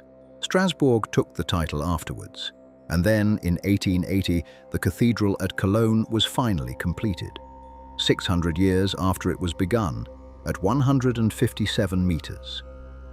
4 years later, the Washington Monument in the United States passed it at a little under 170 meters and became the first structure in nearly a millennium to hold the record without being a church. These were all masonry, and masonry has a ceiling. The higher a stone structure rises, the more of its own strength is consumed in carrying itself, and the base must swell to carry the weight, and the interior fills with the material required to hold up the material above. The Washington Monument's walls are more than 4.5 meters thick at the bottom. That is what 170 meters of stone costs. 300 meters of stone would have cost more than any nation was willing to pay, and possibly more than the ground could carry. So the record could not move again until the material changed, and when it changed, it moved by a factor that had no precedent. The Eiffel Tower nearly doubled the height of the tallest thing on Earth in a single step, and it did so while weighing about 10,000 tons, which is a small fraction of the mass of the Great Pyramid. This is the fact that has always most impressed engineers.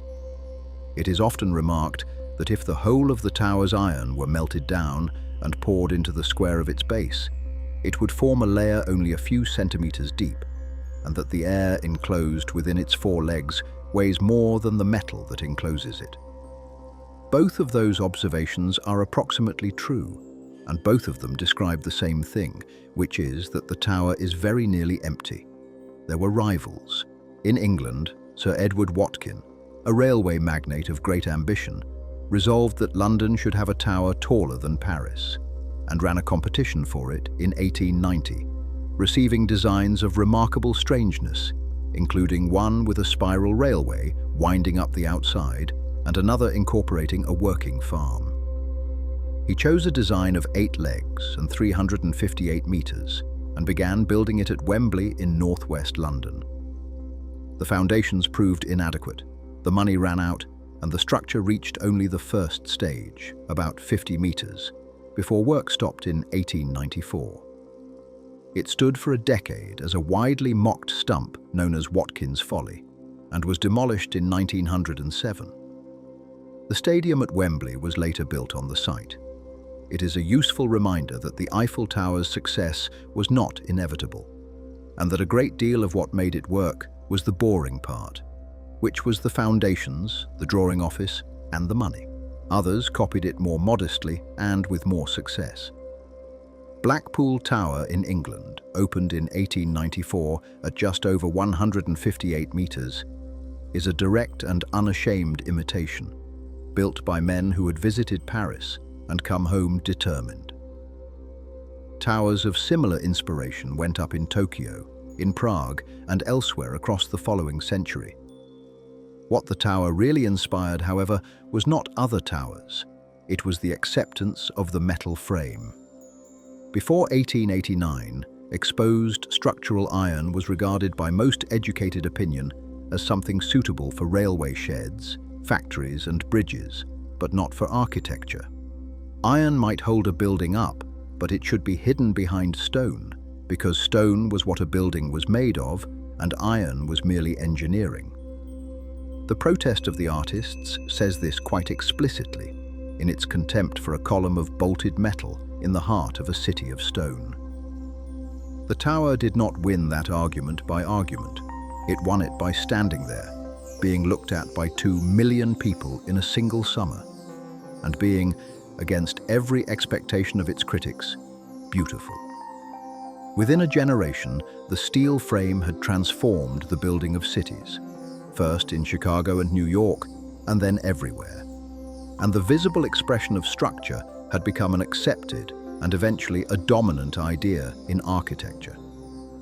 It would be simplistic to give the credit for that to one tower on a Paris parade ground. The commercial pressures that produced the American skyscraper had nothing to do with French expositions, and the Chicago engineers were solving their own problems in their own way. But the tower was the demonstration piece. It was the thing everybody had seen, or seen photographs of, and it settled the question of whether a naked metal structure could carry meaning as well as load, which leaves the question of how the thing has survived. Because a lattice of thin iron members, exposed to the weather for well over a century, is not obviously a durable proposition. And the answer is that it has survived by being painted, continuously, forever. The tower has been repainted roughly every 7 years since it was built, and the operation has now been carried out around 20 times. It consumes something in the region of 60 tons of paint on each occasion.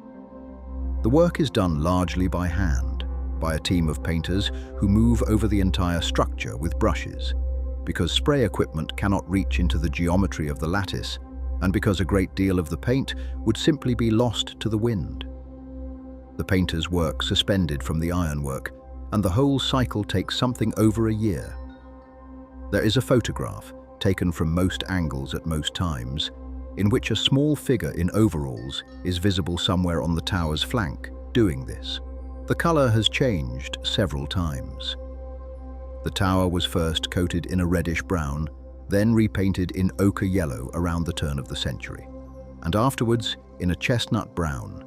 And since the late 1960s, it has worn a shade developed specifically for it, applied in 3 tones, darkest at the bottom and lightest at the top, so that the structure appears uniform in color against the sky when seen from the ground. That gradation is deliberate and almost nobody notices it, which is the mark of it working. Beneath the paint, the iron itself has done better than anybody in 1889 could have promised. Puddled iron corrodes, but it corrodes slowly and evenly rather than pitting, and its slag content appears to help. Inspections carried out over the past several decades have found the original members to be in generally sound condition, with corrosion concentrated at the joints and in places where water is able to sit. The great majority of the metal in the tower today is the metal that was rolled at Pompeii in the 1880s. That said, the tower has needed real intervention. Over the first 90 years of its life, it accumulated additions, as such structures do. Restaurants were enlarged, machinery was installed, concrete floors were poured. Shops and stairs and services were added, always upward and always heavier, until by the 1970s, the accumulated weight of things that Eiffel had never designed for was a matter of genuine concern. A major campaign of restoration was undertaken between 1980 and 1985, and its central act was subtraction. Something in the order of 1,300 tons of accreted structure was stripped out and removed, and replaced by around a quarter of that weight in lighter modern work. The tower was, in effect, put back on a diet. At the same time, the lifts were modernized, the fire protection was rebuilt, and the 72 engraved names beneath the first platform were uncovered and made legible again. The structure is monitored continuously now, and the numbers it produces are reassuring in a way that would have pleased its designer. In the strongest winds recorded, the summit moves by a matter of centimeters, well under the amount Eiffel calculated it could tolerate, and far less than most people assume when they stand at the top and feel it stir. It moves rather more from the sun than from the wind. On a hot day, the side facing the sun expands while the shaded side does not, and the whole tower leans gently away from the light by a margin that has been measured in some conditions at over a dozen centimeters, returning as the day cools. Its total height varies through the year with temperature by a similar amount. It is, in this sense, not quite a static object. It breathes with the weather very slowly, and it has been doing so without complaint for well over a century. The reason so much of this can be stated with confidence is that the project documented itself to an unusual degree, and that the documentation survived. Eiffel himself published a full technical account of the tower in 1900, a large work in 2 volumes with a folio atlas of plates, setting out the design calculations, the foundations, the erection methods, the materials, the costs, and the results of the first decade of scientific work carried out from the summit. It was written for engineers rather than for the public, and it is one of the reasons the tower is so much better understood than most structures of its age. He was, among his other qualities, a man who kept records and expected them to be read. The company's drawings survive as well, in considerable number, along with the photographic record. The construction was photographed systematically from beginning to end, from fixed positions at regular intervals, which was still a comparatively new idea in 1887, and which produced one of the earliest thorough photographic chronicles of a major engineering work. Those images are the reason we can watch the tower rise, as if in slow succession, month by month, out of a muddy field of timber falsework. Later engineers have gone back over the work repeatedly, and the modern assessments are on the whole admiring, with reservations in the places one would expect. Structural analyses carried out with methods entirely unavailable to Eiffel have confirmed that the tower is, if anything, conservatively designed, and that the safety margins in the lower ironwork are generous by modern standards. This was not caution for its own sake. Eiffel was designing without the ability to calculate the behavior of a complex lattice in detail, and he compensated for what he could not compute by leaving room, which is exactly what a responsible engineer does when the mathematics runs out before the problem does. The curve has been re-examined more than once. Papers published in recent decades have taken the tower's measured profile and tested it against the shapes that Eiffel's own stated principle would generate, and found that the real tower is not a single mathematical curve, but a composite. Some researchers have argued that the true profile approximates the sum of 2 exponential functions, one governing the lower section and one the upper, and that this arises naturally from the wind criterion applied under practical constraints. Others have pointed out that the platforms, the arches, the lift geometry, and the manufacturing convenience of the workshop all left their marks on the shape. The conclusion generally reached is that Eiffel's account of his own design was honest but simplified, in the manner of engineers explaining their work to a public, and that the underlying reasoning was sound. The question of who deserves the credit has never entirely settled either. Maurice Couchelin drew the first sketch and did the initial calculations. Émile Nouguier developed it. Stephen Sauvestre made it acceptable to look at. Gustave Eiffel bought their rights, campaigned for the project, financed it, took the commercial and personal risk, ran the organization that built it, and gave it his name. In the histories written closest to the events, Eiffel was the author of the tower, and the others were his staff. In the histories written more recently, Couchelin's contribution has been progressively restored, sometimes to the point of suggesting that Eiffel was little more than a promoter, which goes considerably too far in the other direction. Couchelin himself, who had every opportunity to complain across a long and successful career and who eventually led the company, does not appear to have done so. The most defensible position is the least satisfying one, which is that a structure of this kind is not the work of a single mind and never was, and that the name on it records who carried the risk rather than who had the idea. Some things remain unknown. The exact number of men employed on the site at any given moment is not recoverable with precision, because the records that survive are payroll summaries rather than daily registers. The total cost is given to the centime in the official accounts, and yet economists who have tried to convert it into a meaningful modern figure produce answers that differ by large factors depending on the method chosen, so that any statement about what the tower would cost today should be treated as an illustration rather than a fact. Even the height has an element of convention in it, since the tower has grown and shrunk repeatedly with the addition and removal of aerials, and now stands at something over 330 meters, a figure that changes when the broadcasting equipment changes.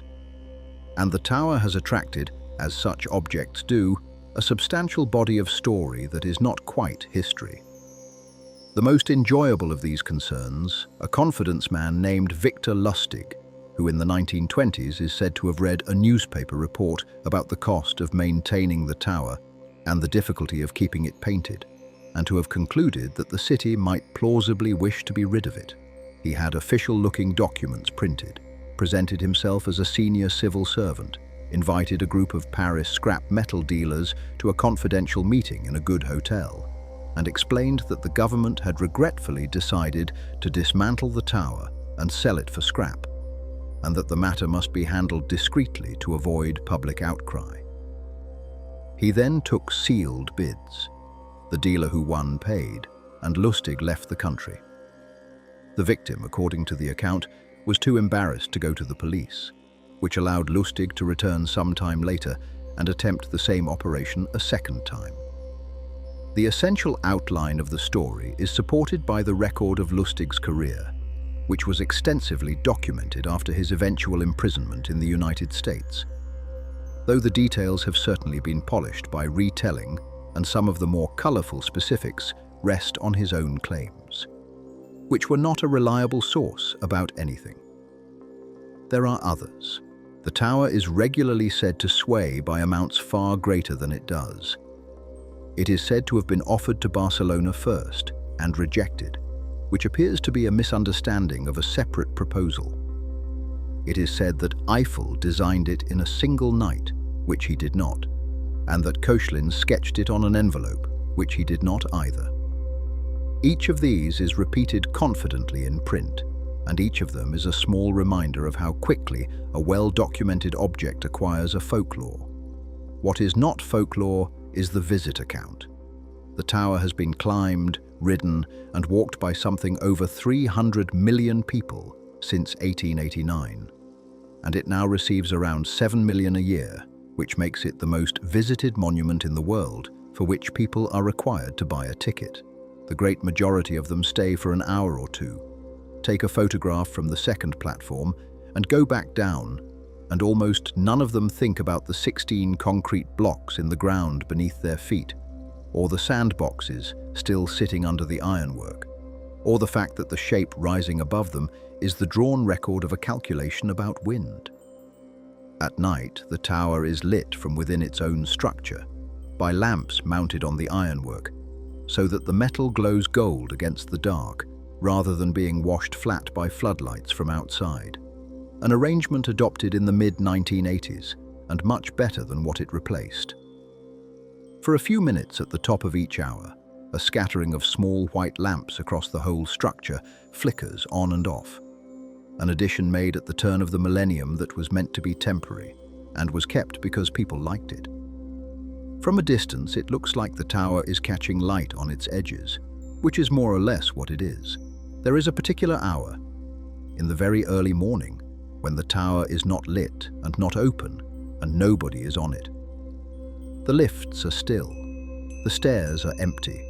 The wind moves through the lattice, which it does with a sound that visitors rarely hear, because there is usually too much else going on.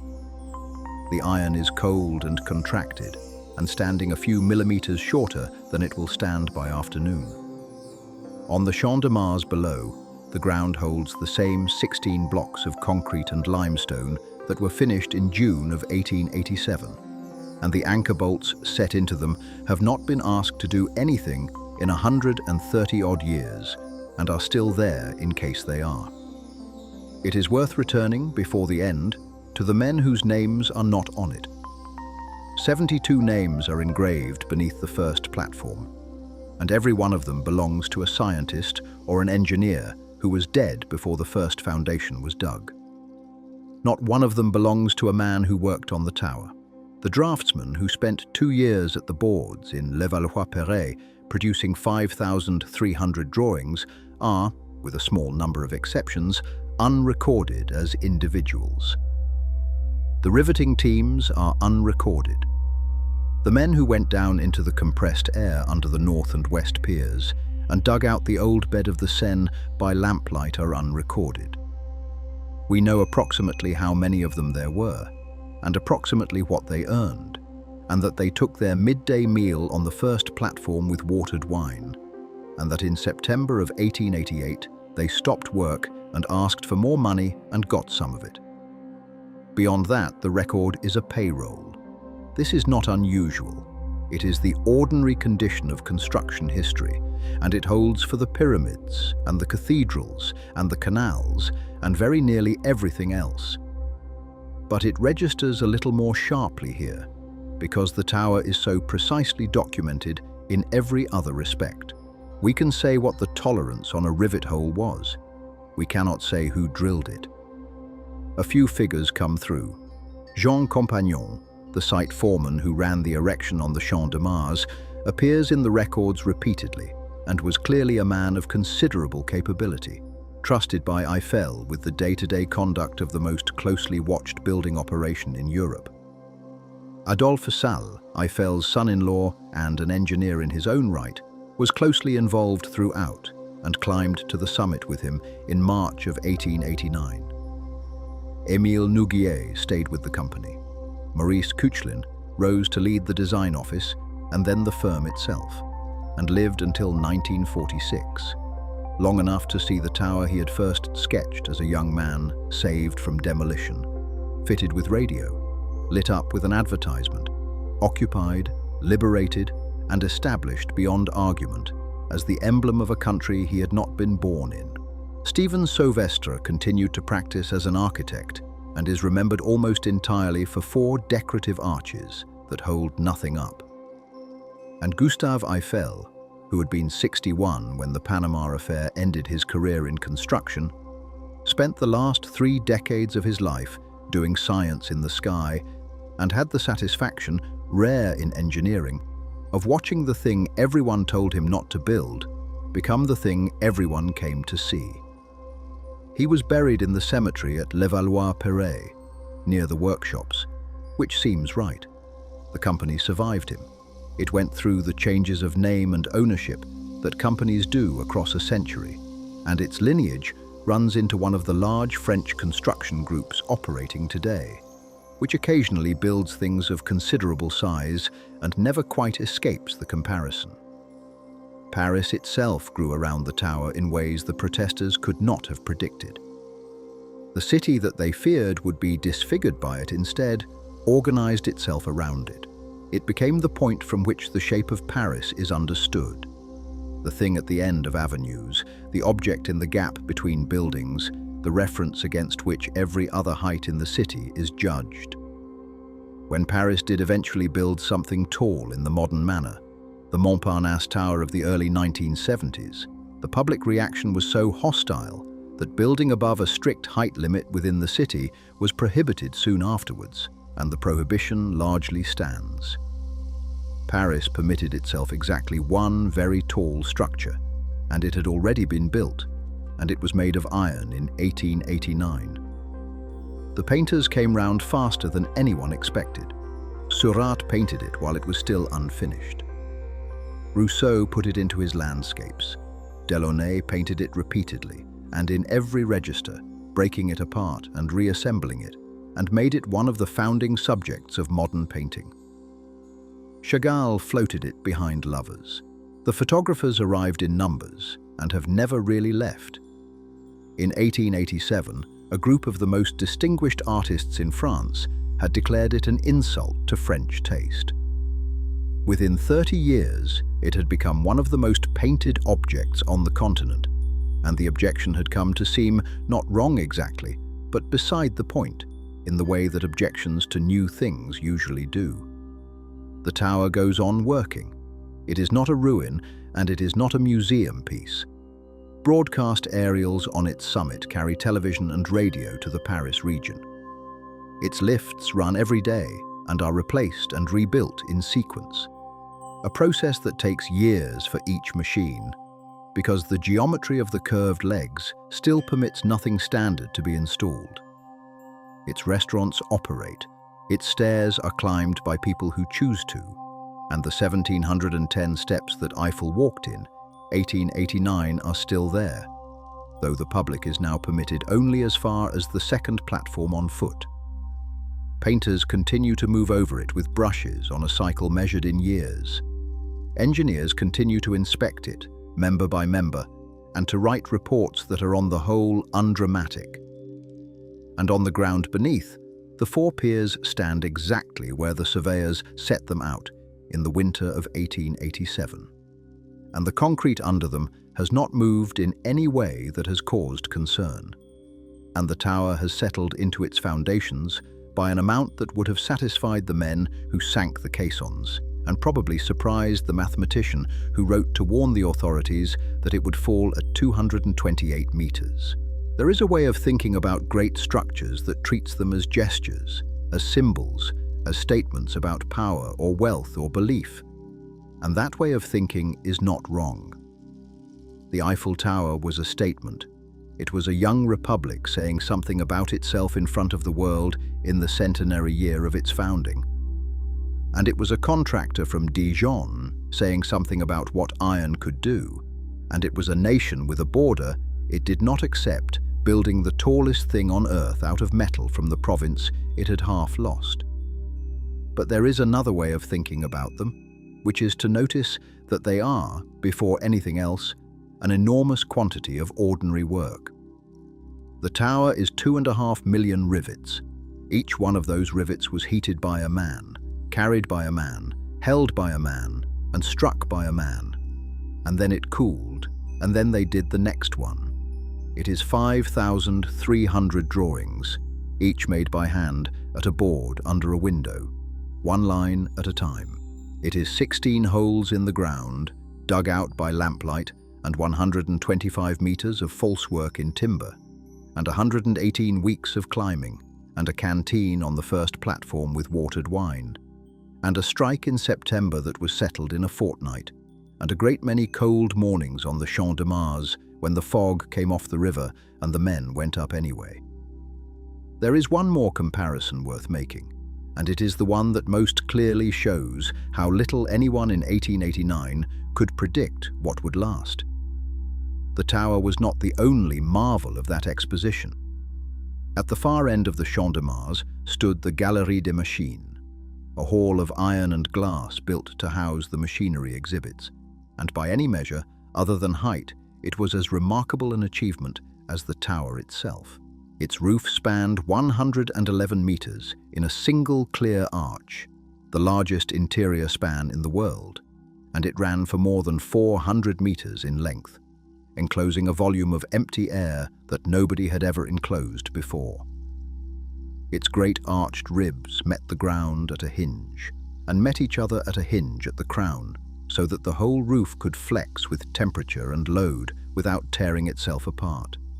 A solution of great elegance that is still taught. Visitors were carried the length of the hall on a moving platform running above the floor, looking down on the largest collection of working machinery ever assembled. People who saw both in 1889 did not agree on which was the greater work. Many engineers preferred the gallery. It solved a harder problem in a more disciplined way, and it enclosed useful space, which the tower conspicuously did not. The Galerie des Machines was built to be permanent. The tower was built to be temporary. The gallery was demolished in 1910, its iron sold, the ground cleared, and today almost nobody has heard of it. The tower, which was supposed to come down in that exact year, is still standing. There is no lesson in that beyond the one that keeps repeating itself in the history of building, which is that survival is very largely a matter of what a structure turns out to be useful for after everyone has forgotten what it was for in the first place. To understand why the tower has been so untroubled by its own weight, it helps to hold on to what a lattice actually does. A solid column of metal carrying a load fails in one of two ways.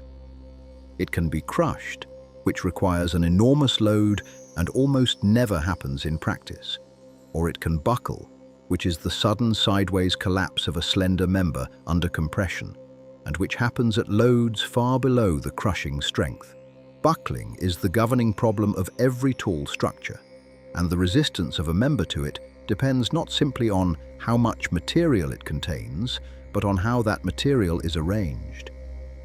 Material placed far from the center of a member resists bending far more effectively than the same material placed near the center. This is why a hollow tube is stiffer than a solid rod of equal weight, and why a bone is hollow, and why a modern mast is a truss and not a pole. The Eiffel Tower takes that principle and applies it at every scale simultaneously. The smallest members are angles and plates, which place their metal away from their own centers. Those are riveted into lattice girders, which place their metal away from the center of the girder. Those girders are assembled into the four uprights of a leg, which are braced apart so that the leg's material sits far from the leg's center, and the four legs themselves stand at the corners of a square 125 meters across, which places the tower's material as far as possible from the tower's own center line. It is the same idea repeated 4 times over, from a piece of angle iron a few centimeters wide to a base the width of a city block.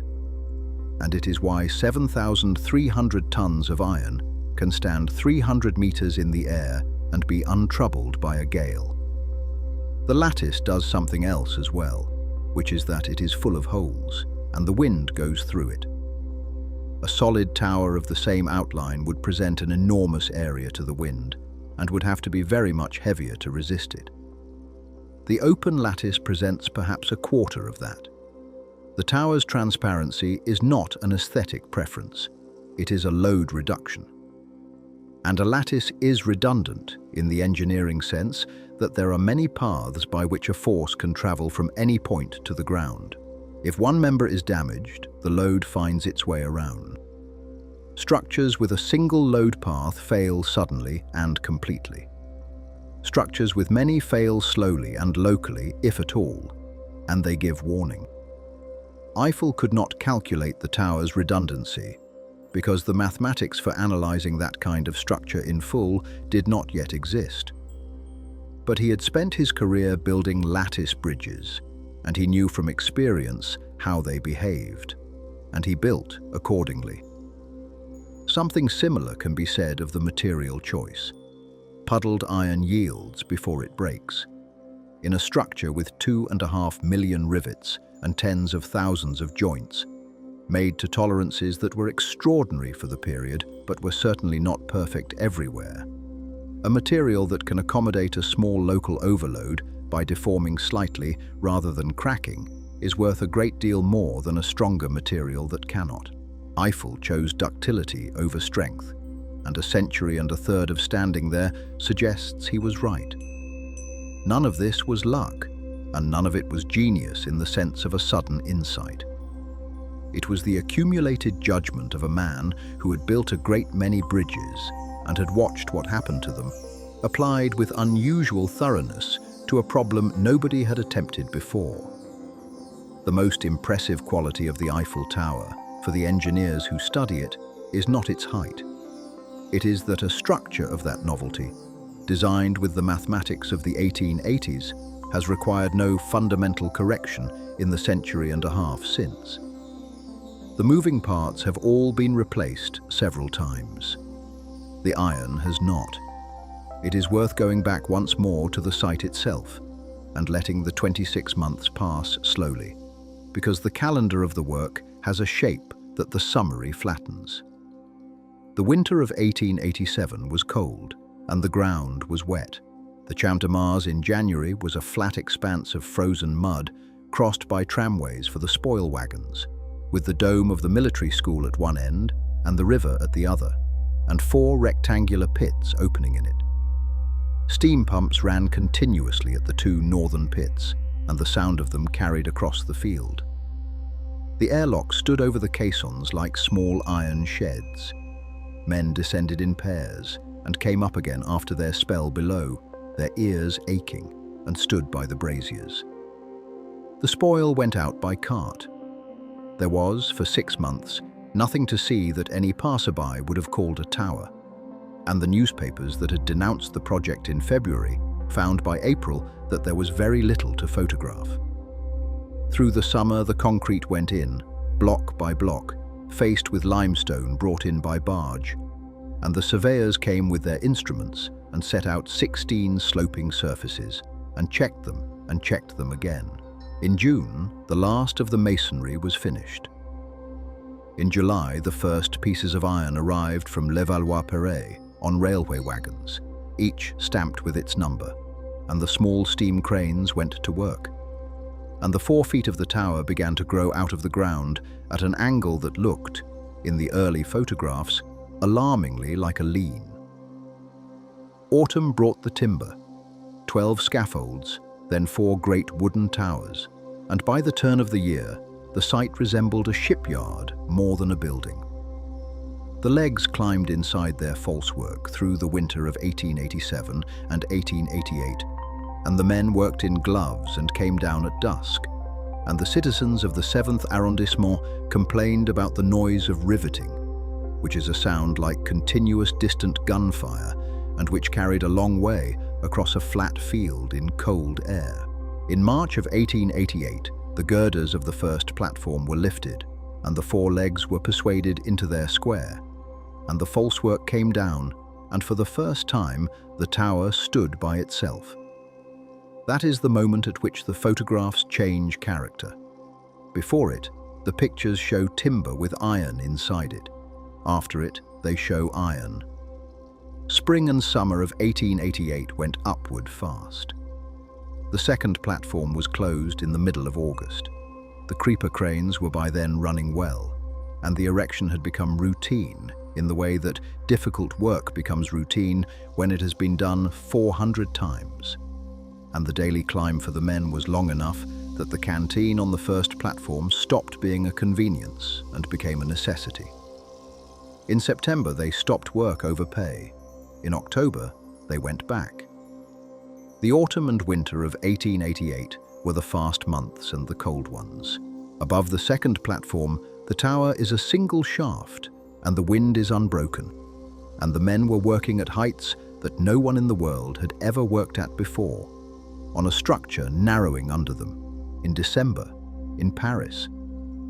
The photographs from that winter are the ones that people remember. A figure sitting on a girder with the whole city spread out below and nothing at all beneath his boots.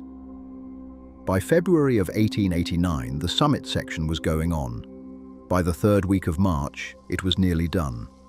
On the 31st, the flag went up, and the noise of the riveting stopped, and the men who had been on the tower since the beginning came down for the last time and collected the bonus they had been promised in the autumn. 5 weeks later, the exposition opened, and 2 million people arrived.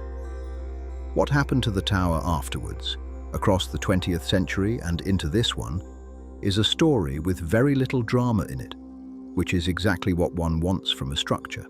The radio equipment grew and changed, and was replaced repeatedly, and the summit acquired the forest of aerials it still carries. Television transmissions began before the Second War, resumed after it, and expanded through the decades of analog broadcasting until the switch to digital in the early 2000s, which changed the equipment again.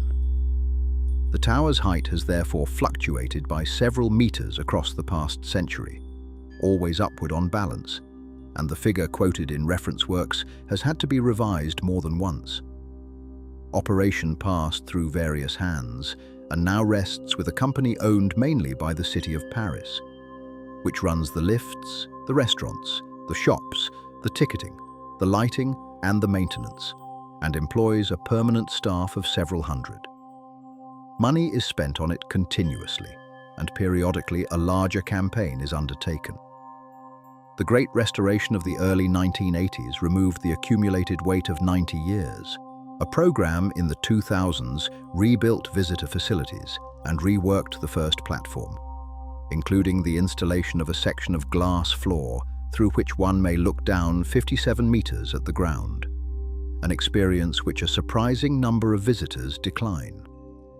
More recent campaigns have concentrated on stripping the accumulated layers of old paint back to bare metal in places, which had built up over a century of repainting to a considerable thickness, and on the slow business of inspecting and, where necessary, replacing individual members.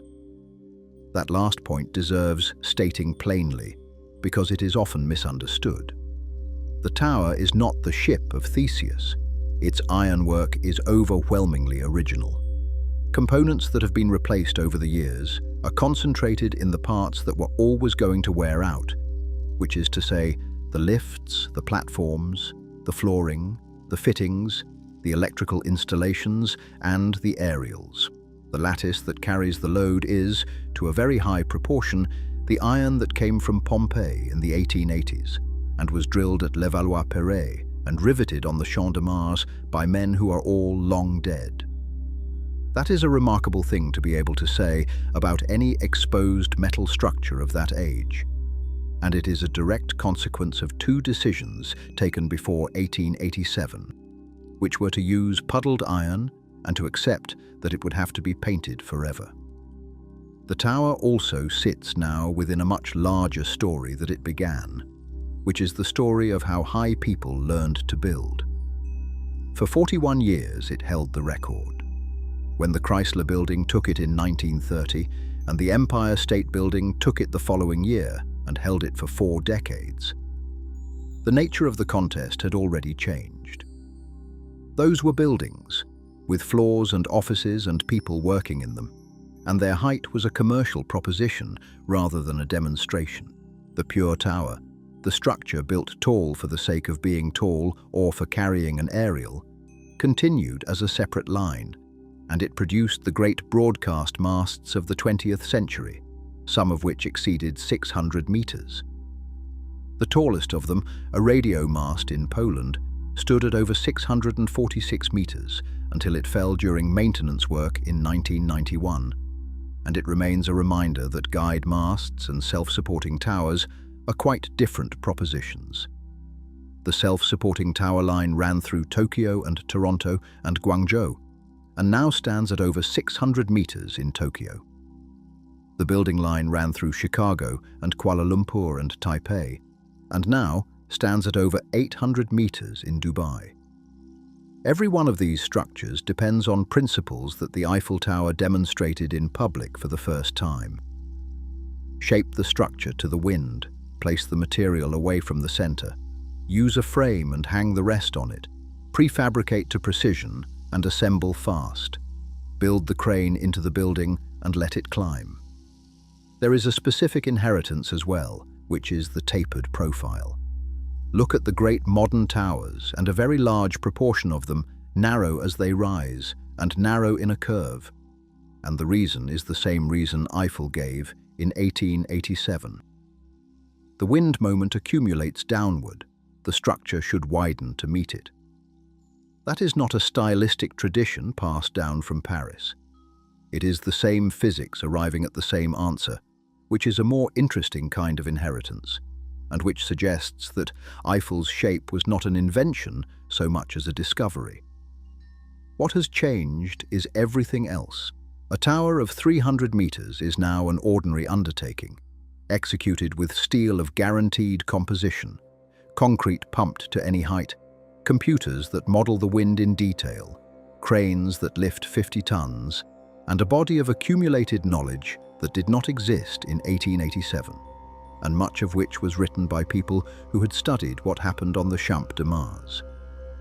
The Eiffel Tower would be a modest job today, and any competent firm could put one up.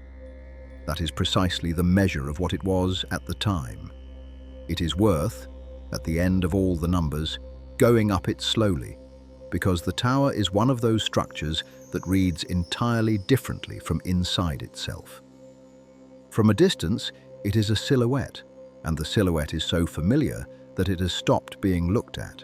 It appears on packaging and in advertisements, and on the covers of books about Paris, reduced to an outline that can be drawn by anyone in 4 strokes. And the outline conveys nothing whatever about what the thing is made of. Standing underneath it, the first surprise is the openness. There is no wall, no door, no threshold. The tower does not begin, it simply occupies, and you walk into the square of ground between its 4 feet without any sense of having entered anything. Above, the ironwork recedes upward in a lattice so intricate that the eye cannot resolve it, and the sky comes through it in thousands of small shapes, and the whole structure reads not as solid, but as woven. The decorative arch curves overhead. The great inclined piers rise on either side, and each one is not a column, but a cage. 4 uprights braced apart, with the machinery of a lift inside it, and a staircase winding through. The second surprise is the size of the feet. From a distance, the legs look slender. Standing at the base of one, it is a piece of industrial architecture the size of a building, with rivets the size of a fist, iron plates a centimeter thick and more, and a mass of metalwork disappearing into a plinth of stone. The delicacy is entirely a matter of scale. Every individual piece is heavy. Going up, the character changes by level. The first platform, 57 meters, is still connected to the city.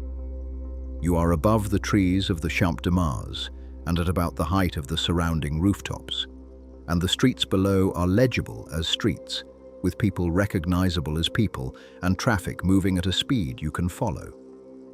The Seine is close and wide. You can see into the upper windows of the buildings on the quays. The second platform, 115 meters, is where Paris turns into a plan. The height is enough that the individual movement below becomes flow rather than event, and the pattern of the city becomes visible as a pattern, with the great avenues running out from their intersections and the river drawn through it, and the pale stone roofs of the 19th century blocks laid out in an almost uniform grey. This is the level from which most photographs are taken, and the one most visitors remember. The last stage, up through the narrowing shaft to 276 meters, is the one that changes something. The lift climbs inside the lattice with the iron rushing past the glass, and the shaft narrows visibly, and the light changes as the structure thins. At the top, the horizon has moved out to a distance that has no equivalent in ordinary experience, and on a clear day, one can see the country beyond the city, the wooded hills, the far suburbs, the shape of the whole settled basin in which Paris sits. Paris itself has become entirely abstract. The tower sways, or seems to, though the measured movement is a matter of centimeters, and most of what a visitor feels is the wind on the platform and the honest human reluctance to trust ironwork at that height. And the thing one notices last, and which almost nobody comes for, is the ironwork itself.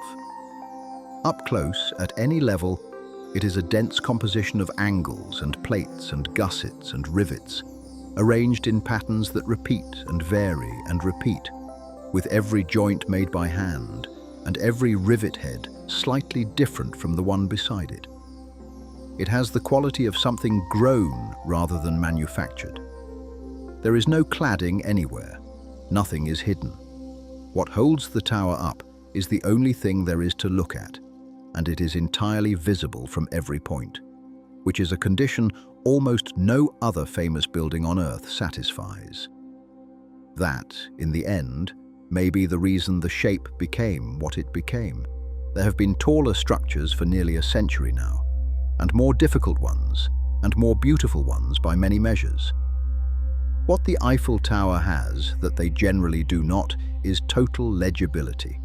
Anyone standing under it can see how it works. The legs lean in because they are carrying inward. The base is wide because the wind pushes hardest at the bottom. The lattice is open because solid metal would be wasted. A child can follow the argument without a word of explanation, and adults do it without noticing that they are doing it. And something in that comprehensibility is very deeply satisfying. Structures that hide their working can be admired. Structures that show their working can be understood, and what is understood tends to be loved. The protest of 1887 called it a column of bolted sheet metal and meant it as an insult, and the description was not even accurate, since it is a lattice of riveted bar and the bolts were temporary. But the objection underneath it was a real one and worth taking seriously, because the signatories were not fools. They believed that a city is a work of art composed over centuries, that its skyline is a shared possession, and that no individual, and certainly no private company operating a concession, should be permitted to impose a permanent alteration on it for 20 years of ticket revenue. That is not a contemptible position. It is, more or less, the position that governs planning law in most of the world today, and Paris itself adopted a version of it 80 years later, after the Montparnasse Tower went up. What they got wrong was the specific case, and they got it wrong for a reason that could not have been known at the time, which is that they were judging a category rather than an object.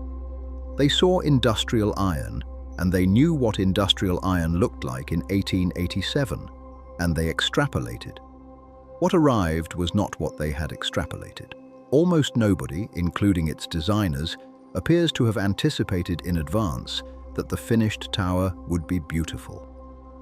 Eiffel argued in his reply to the protest that it would be, but he argued it from principle, on the grounds that a form derived from necessity tends toward harmony, which is a hopeful proposition and not a guarantee.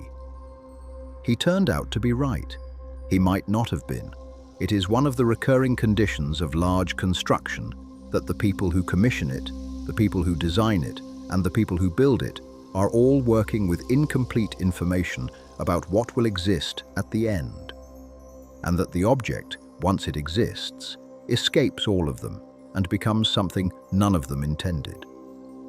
The tower was intended to be a temporary exhibit for a 6-month fair, and it became a permanent national emblem. It was intended to demonstrate French industrial capability, and it became instead the general symbol of an idea of Paris that has very little to do with industry. It was designed by an engineer as an argument about wind resistance, and it is now printed on tea towels. None of that was in the drawings. The drawings contained only the position of every rivet, to 1/10 of a millimeter, which was the one thing that could be known in advance, and which was, as it happens, the thing that mattered most.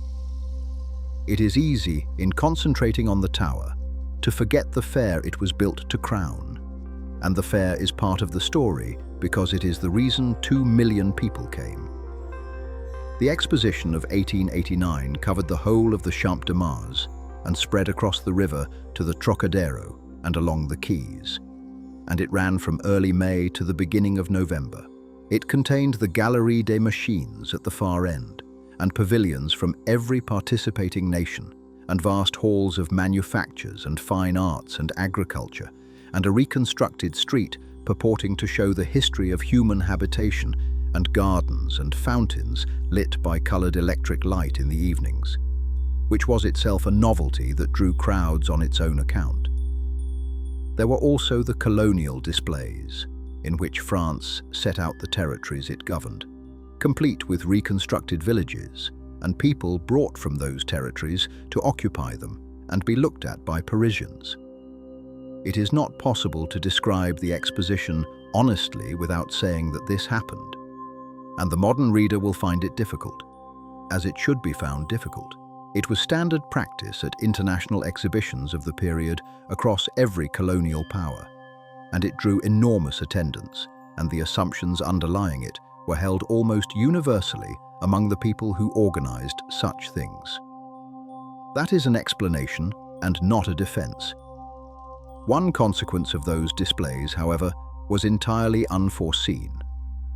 Among the performers brought to Paris was a Javanese gamelan ensemble, playing music built on scales and cyclical structures that had no counterpart in the European tradition.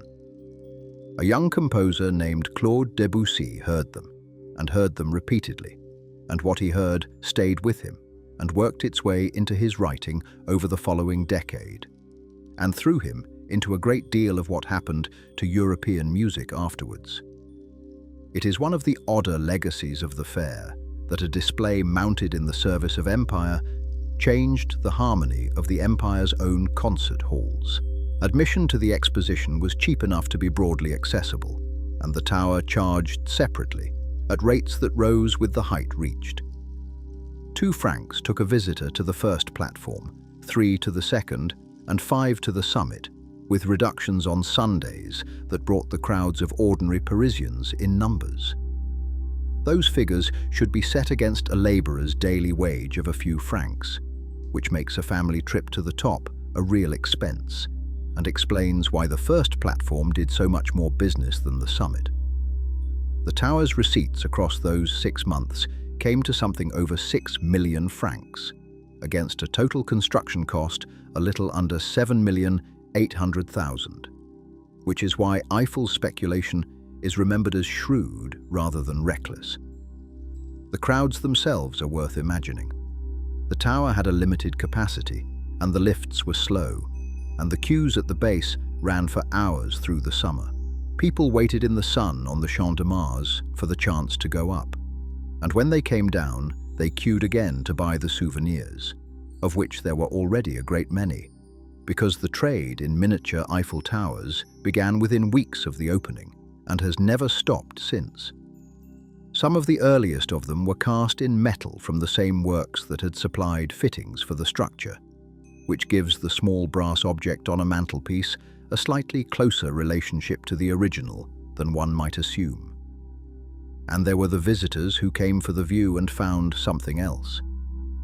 The tower was, for 6 months, the only place from which an ordinary person could see a great city entire, and the accounts written by people who went up in that summer keep circling the same difficulty, which is that they had no vocabulary for it. They compared it to being in a balloon, which few of them had done. They compared it to a map, and to a model, and to looking down from a mountain, and none of the comparisons quite worked, because a mountain does not have a city at the bottom of it, arranged in streets. The experience of aerial vision, which is now so common that it is the default way we picture any place at all, entered ordinary life through a queue on the Champ de Mars in the summer of 1889. When the exposition closed in November, the pavilions came down over the following months, and the ground was cleared, and the Champ de Mars went back to being a field. The Galerie des Machines was kept and used for other purposes until it too was demolished 20 years later. Everything else went. What remained standing on the empty ground was the one structure that everybody had agreed was temporary. The stairs remain, and they are the part of the tower that has changed least of all. There are 1,710 steps from the ground to the summit, and they wind up through the inside of the east and west legs and then up the shaft above, in a spiral of open metal treads with the city visible through them at every turn. Eiffel climbed them on the 31st of March in 1889 because the lifts were not finished, and so did every visitor for the first 10 days of the exposition. And so did a number of German soldiers in the summer of 1940 when the cables had been cut. The public may now climb only as far as the second platform, which is a little over 320 steps to the first and about the same again to the second. And a good many people do it, partly to avoid the queue for the lifts, and partly because ascending a structure on foot gives a sense of its size that no lift can. Going up inside a leg, one passes through the ironwork rather than past it. The angle of the climb changes continuously as the leg curves, which the body notices before the mind does. The rivets are at eye level. The wind arrives in the gaps. There is an annual race up them, and the fastest runners reach the second platform in something close to 8 minutes, which is a figure that tends to astonish anyone who has made the climb at a walking pace with stops for the view. Above the second platform, the stairs continue, closed to the public, narrow and enclosed and steep, running up through the shaft to the summit. They are used by staff and by the painters, and by the engineers who inspect the ironwork, and they are the route by which the tower has always been maintained, because there has never been a way to service a lattice of this kind except to send a person up it with a brush and a hammer and let them look. There are things about the tower that remain genuinely open, and it seems right to leave them open rather than to tidy them. Nobody knows with certainty how many men worked on the Champ de Mars across the 26 months, because the payroll records give totals by period rather than names by day, and the site workforce turned over as different trades came and went. The figure of 300 is a maximum at a moment, not a total, and the true number of individuals who at some point set hands on the tower is probably several times that and cannot now be recovered. Nobody knows exactly what was said when the first platform closed in March of 1888, because nobody thought to write it down, and the accounts that exist were composed afterwards by men with an interest in the story. It is likely that somebody made a remark and that a few men shook hands and that the work went on within the hour, which is how such moments usually pass. The name of the man who fell in 1889 is given differently in different sources, and the details of the accident come to us through a small number of newspaper paragraphs and later recollections. And no thorough contemporary investigation appears to survive. He was Italian. He was working on the lift installation. He came back in the evening with the woman he was going to marry, and he fell. That is very nearly everything that can be said with confidence about the only person who died building the tallest structure on Earth. And nobody can say what would have happened if Ferrier had not walked into Eiffel's office in 1903, or if the tower had been given a 15-year concession rather than a 20-year one, or if the Panama scandal had come 3 years earlier and taken Eiffel out of the picture before the exposition rather than after it. The tower's survival ran through a series of narrow contingencies, none of which anybody controlled, and it is not possible to say which of them was the essential one. What the record does support is this. A sketch was made in a drawing office in June of 1884 by a young engineer thinking about bridge piers. 4 men, and then a company, and then a government, and then a workforce, turned that sketch into 7,300 tons of iron, standing 300 meters above a parade ground. It took 2 years, 2 months, and 5 days.